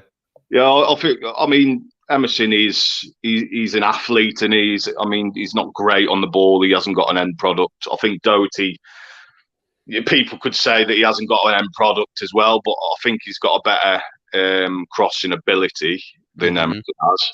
And I think he gets in better positions to score or assist. So I think he's a better replacement for Emerson. If anything, I think what Doherty probably does pretty well is that maybe Emerson doesn't. Haven't we found ourselves where once Emerson gets inside the box, he doesn't really make the right decision when he gets inside the box? Like Yeah, like we're yeah, like he shoot plays it, and he basic, doesn't he? passes it, and he shoots it. You know, It's sort of just basic, situation. just basic. Pass it back or give it to someone else. Or, I mean, he very rarely gets on the byline, gets past people, players. You know what I mean? So He just makes the wrong decisions sometimes. I think in those areas too, yeah, where maybe Doherty, even if Doherty gets it wrong, yeah, he might yeah, make the right decision. At least he might go for the shot when he should go for the shot. He will go for that pass when he's supposed to go for the pass. Where it's like sometimes, like with Emerson, it's just backwards. Like it's the opposite of what you would expect yeah. him to do. Situation. Well, you never know. With Conte praising Spence and Hill, he might play Spence tomorrow. You might have a surprise there. Yeah, what are your thoughts on the positive comments around Spence? He apparently had some nice things to say about him for once. He said he's kind of adapting to what he's asking from him, and he said he's adapting to what it means to play for Spurs. That's what he yeah. He's just, I think he's just biding his time. Spence, he's a young player. He has done it in the Championship against Premier League teams in the FA Cup as well. But I think Conte knows he's in the training sessions with him. He knows what to expect. As a starting lineup player. So yeah, we just got to trust what he's doing. I know it's frustrating. We all want to see him play at the minute because we haven't seen him and he's a new player. But trusting what Conte's doing. Yeah, I know exactly what you're saying. I think there does need to be trust in what Conte is doing. He also had some nice words for Hill Messi, though, as well. Phil, he said that Phil, he said about Hill is that he needs to improve on the physical aspect, but he is seeing improvement in that physical aspect. But then he said, like, when it comes to technical ability, how to play the game, he doesn't need to teach Hill very much. He just said it's that physicality that just needs to improve. So he's actually shown some faith in Hill, or actually, praising Hill a bit. Yeah, I think he's got potential. He just needs to beef up a bit. It's just the first time we've seen Conte actually sort of impressed, with the guy, and like not immediately dismissing him, you could say. I think he will benefit from playing in the Premier League though, rather than going to the La Liga. I think it's a lot different in La Liga than it is Premier League. It's a lot more physical. So I think he will benefit more from staying in England. So, but yeah, he has got potential. He's a bit lightweight at the minute, but like I say, get Traore's trainer on him, get him beefed up. I said Operation Goretzka. I said put Operation Goretzka on the guy. Maybe final little comment here, and then I want your score prediction as well afterwards. But it looks like Nuno is potentially headed back to Wolves, so a bit off-brand from Spurs. Would you have any opinions on that? Nuno going back to the likes of Wolves? As long as he's far away from Spurs, I'm not bothered where he goes, to be honest with you. He can have Nuno ball somewhere else. But as far north as it goes, please. I think he's Wolves standard though. I think he did a good job there. I thought. I think when you look at where did Bruno another Lage went, job, got him up to 7th or 8th in the league, was it, at one season? So I think he weren't far off the Europa League. So I think he's a good manager for them. Just not a top 6 side. If I'm honest. If I'm not mistaken, I think they did play European football at one stage under him. Yeah. Which is impressive. But yeah, it looks like maybe that's happening. Kind of crazy. And then score prediction, Phil. Give me that score prediction for tomorrow. KPV went 6-0. Yeah. Top it? Yeah. I can't see that. I like his optimism, but I think it'll be 3-0, like I say, and I think Richie will get 2, and I think Kane will get 1 tomorrow. Just to speak about Dier. Go ahead. I think his position is very difficult to fill. I think it's a niche. You agree with Conte? Position. Yeah, I think it is a difficult. We haven't got anyone to replace him who brings the ball out like he does. And the only one criticism I'll have with him is he lacks concentration in the last stages of the game. And I think you believe in that 89-minute thing, like he's been called that before, the 89-minute player. He plays exceptionally until 1 second. I don't think we've got a leader at the back either. Apart from, Lloris, he does shout at the back three. but I don't think we've got a leader in that back three. I think By Romero example, or like leader by in a lot of ways. Like what type of leader? do you think? just talking, communication with the back three. Yeah. I think Romero's a very quiet player, but True. I think he's obviously assassin. he's a beast. But I think Dier does talk to the back three, but he just I don't know. I don't You don't see think it's as commanding and not a commanding presence? Yeah. I don't think he's commanding enough. And like I say, I think he lacks concentration and lacks leadership a little bit for me. And Ben Davies doesn't really have it either. And then Longley's only a new player. And you're right. Yeah. I think that's where. But we are getting by at the minute with that back three. I think it's good enough to be where we are at the minute. Would you like to see investment in January there? Do you think we probably need investment in January there? Yeah, I think so. I think we need. I don't think Langley's staying on. I'd like to see him bought just quickly though. I'd like to see him actually maybe if he keeps playing this way. I think he's been the most consistent at the center backs this season. I don't think he's had actually a bad game. No, I don't think so. So with the way he's been playing right now, I don't really see why Spurs would not sign him if they can sign him for like less than 10 million, which I think is like the agreed something like sort of thing, like could be something around 10 million. I think that's a good price for him. I think that's a good price for him because he's also proven to be better than Ben Davies. And if anything, if you still want to sign a Bastoni, a Gavardiol, you then have a Longley as backup, or you have a Longley as competition. And I think that's better competition and better quality backup. Exactly. Ben Davies. So I'd be okay with keeping Longley. Yeah, I think we do. We need a centre back in Dier's position. To be honest, I think because if we get rid of Longley, we have to still replace him anyway. So like you sort of find yourself in that position. So you would need two then, wouldn't you? Yeah. If Longley went, we would need two centre halves. We need one to replace Dier, and he could be a backup to whoever we get in centre back, and then we would need a left centre back. So, but yeah, about Conte, when he walked down the tunnel, I think that's playing with the players' heads. I think that in a good way. I mean, I think he's so class as a manager. I mean, what did Philip say? It was calculated. He said it was calculated kind of way to respond. Yeah. It's just mind games with the players and keeping them on their toes. That's all it is. It's very, very, very clever management. And I'm just glad that he's a Spurs manager, to be honest. Yeah. Any other kind of final comments there, Phil? Honestly, loving what you have to say towards the end here as well.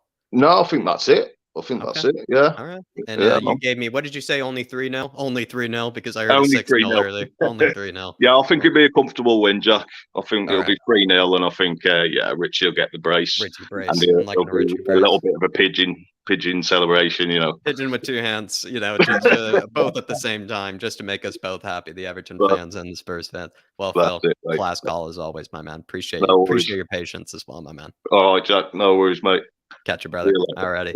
Everybody, show some love to Phil in that chat, please. Show some love to Phil. Absolute class calling from the man. Daddy Højbjerg, if you're there, I'm ready to speak to you, my man. Here we go. There he is. What's up, my man? Good to see you. Yeah, I'm good.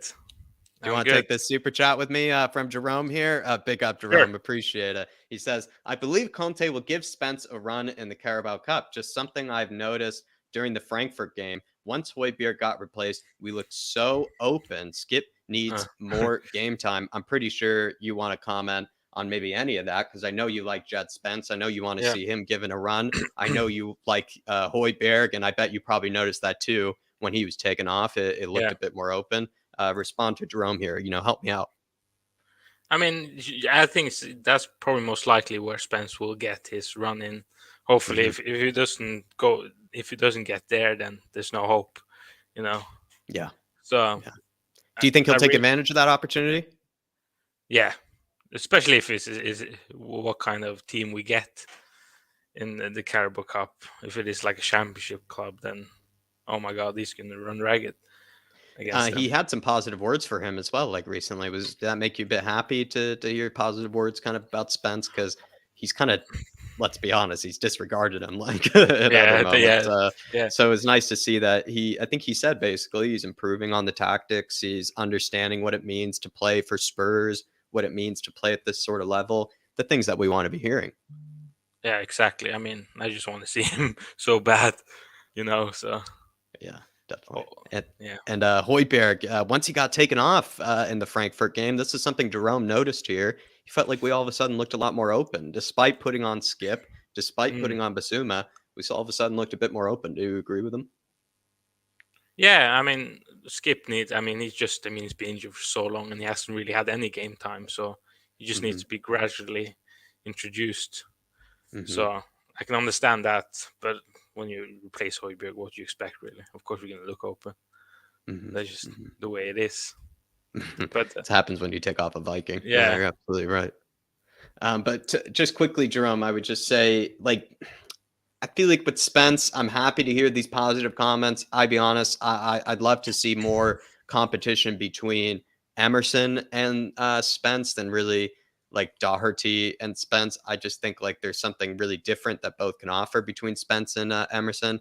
I personally think maybe Doherty lacks that athletic ability needed in kind of Conte's right wing back position. I'm not sure how you feel on that, Jerome, but I want to see Spence given the chance, and I want to see Spence take that chance, because as much as we want to see Emerson dropped and see Spence get a ton of games, Conte has faith in Emerson, and he is going to give Spence maybe 1 or 2 opportunities, and it's up to Spence to take it. As much as you might think that's harsh, I think it's up to Spence to take those opportunities. And then also, when you talk about that Frankfurt game, I think, you got 2 Højbjerg lovers on the screen, so we're certainly going to be agreeing with you here. But I thought Basuma, when he came on, I feel like Basuma, he's playing a bit safe, which is totally understandable, but I feel like Basuma is almost playing a lot of sideways passes, a lot of backwards passes, lulls us to sleep. Passes as well.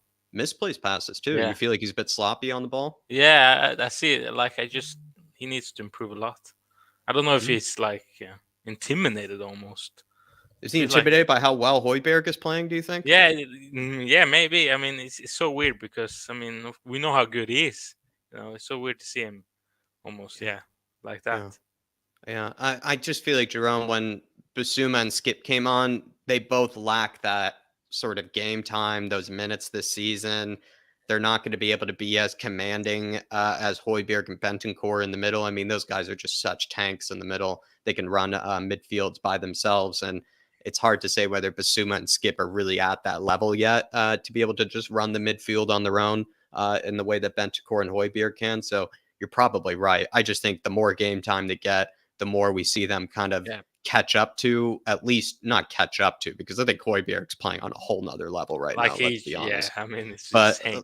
I think the more game time they get, Skip and Basuma, Daniel, maybe the closer they bridge that gap in dropping difference or quality, and then we can start to rotate them a bit more, because it has been a noticeable drop off. When you take off Bentancur, there is a drop off. When you take off Højbjerg, there's been a huge drop off, and there is something to be said about that.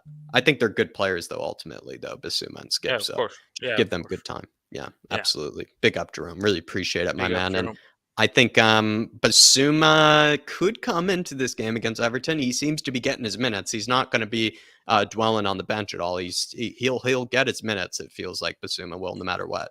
Jerome, when it comes to Skip doesn't seem to be the first choice off the bench. It's actually Basuma at the moment, Jerome. So we'll see how that Skip situation updates. But really appreciate it again, Jerome, for the support. And big up, Chris. Good to see you, my man. Absolute legend. Hopefully you're keeping well, brother. But thoughts on maybe, tomorrow? How are we lining up? I haven't asked this question yet, Daniel. 3-4-3, 3-5-2. Richarlison, is he going to be playing tomorrow? How are we lining up? Because Kulusevski is out, if you've heard those news. Yeah, I saw that, though, sadly. But I think 3-4-3. I think the 3, Richie, Kane, Son up top. And, of course, the rest picks himself. Of course, Doherty will play. I think he's keep his place from Brighton. And Did Doherty have a good game tomorrow? He had a good game against Everton last season.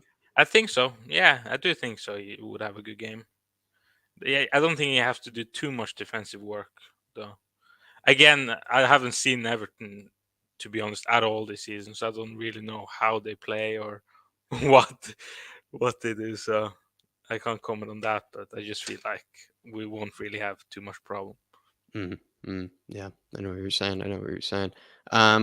But Richie coming into the game tomorrow, is he going to score against this former side? Do you see him, if it were a 3-4-3, I'd expect he'd probably be played in the right wing sort of position. Yes. Where is, how is Richie going to play tomorrow? If he does get played, is he going to be a bit saddened to come up against his old team? Is he going to be motivated coming up against his own team? Tap into Richie's mindset for me here, Daniel. It's going to be like mixed. He's going to be, of course, motivated because that's the type of player he is. But of course, I think he, of course, loved Everton. He had a great time there. If I know him, well, I don't know him, but I think he had like a really good time there. But and he loves the fans, I think so. But he plays for us now, and he's going to love us. And hopefully, he breaks his duck tomorrow in the Premier League. And I think, but the thing is, him on the right, it's not his best. Of course, we know that it's not his best position at all. But I think maybe he's gonna get like some superpower tomorrow. I don't know why I feel that, but love it. Have a little feeling.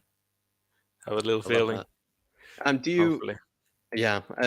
There was earlier this kind of conversation. Some people are a bit frustrated with Richie. They kind of have still some reservations about the guy. I think he's been doing okay, if you ask me, Daniel. Like, I don't think there's any time span or anything. Like, I think he's kind of doing okay at the moment in time, if you get what I'm trying to say. Like, he's done a job. He's scored goals for us against Marseille. He's more of a number 9 than he really is a winger. He does a job as a winger, and I think is improving like as a winger in Conte's system. But I'm just like, I'm happy with Richie. Like, I'm not really that frustrated with him or anything, like as much as other people have been. I kind of am seeing a guy who's just adapting to playing a position like right wing, which is like his 3rd or 4th best position. Like, it's not even close to his best position at all, Richie. And I don't know about you, Daniel. I just am like, I'm happy with what Richie's doing right now. I'm seeing improvement. I think he's showing what we got. I like Richie. I completely agree. I've always liked him as a player, and I think he just needs time. Some players needs just longer than other players to fit into a new system and all of that. Mm-hmm. And at the end, his quality is going to show because he's a quality player. So. And last season, Daniel, I remember a lot of people when I asked them on like kind of fan shows like this or debate shows and whatnot, I used to ask them like, what type of striker do you want to bring in? Do you want a guy that's like an Nkunku, who can sort of play all over the front line, like Sonny sort of guy? Or do you want like a number 9? Do you want a guy that, if Kane is hurt, you can bring him on that's like a true striker? And most people went like, I want a true striker. I want a guy that I know that I can call upon in case Kane is hurt, or also a guy that we know can compete with Kane in his position. I think we've achieved that with Richarlison. So I don't know. I like Richie. I think it's still been a great signing. I'm actually quite surprised that there is any sort of doubts right now at the moment. I don't really know how much wrong he's really done like so far. I don't really know. He hasn't played poorly enough for me to question it. Like, Daniel, I think he's played well enough for me to be like content. In fact, with Richie, I'm content with him right now. Yeah, I completely agree. I mean, only a few heavy touches here and there, but like we said, it's not even his best position. It's a position that I think he can do so much better at. Big up to Q. I really appreciate tuning in, my man. Just 2 more questions for you, Daniel. I'm keeping you hostage here, I know, but 2 more questions for you, brother. No problem. Google naming rights, I think, have been confirmed today by DiMarzio. We haven't asked anybody this yet, so I'm saving it for you. You don't need to have strong opinions on it or anything, but Google perhaps being confirmed as the naming rights for Spurs. What does this tell you? What does this mean? Any thoughts on this? I mean, money, that's my thoughts. Hopefully we get the money from it. That's all I care about, really, is that the club gets money. Other than that, then I think it could be one of the most expensive deals I think ever done, basically, or one of the highest value deals ever done. There you go. For a Premier League stadium. So hopefully it does help us out. Little question. Yeah. Depends on what the stadium name is going to be. I mean, Google Stadium. What stadium name would you want? Well, got to be like something with Chrome to do. Chrome Dome, Chrome Lane.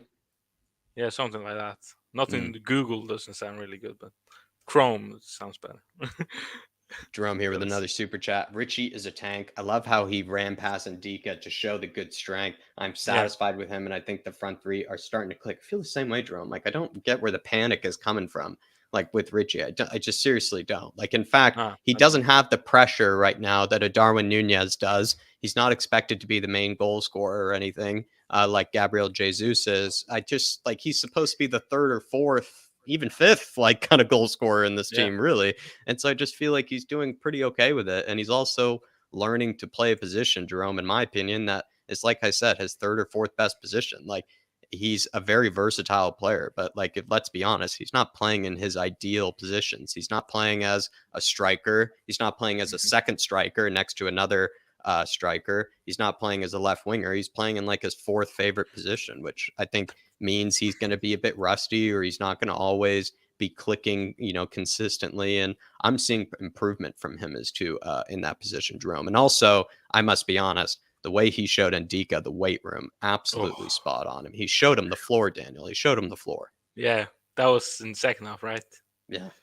Yeah. Great run, right? Yes. Oh, God. Yes. He's so underrated. His strength is so underrated, I think, Richie, because Ndika is a strong guy. Ndika is a very, very strong guy.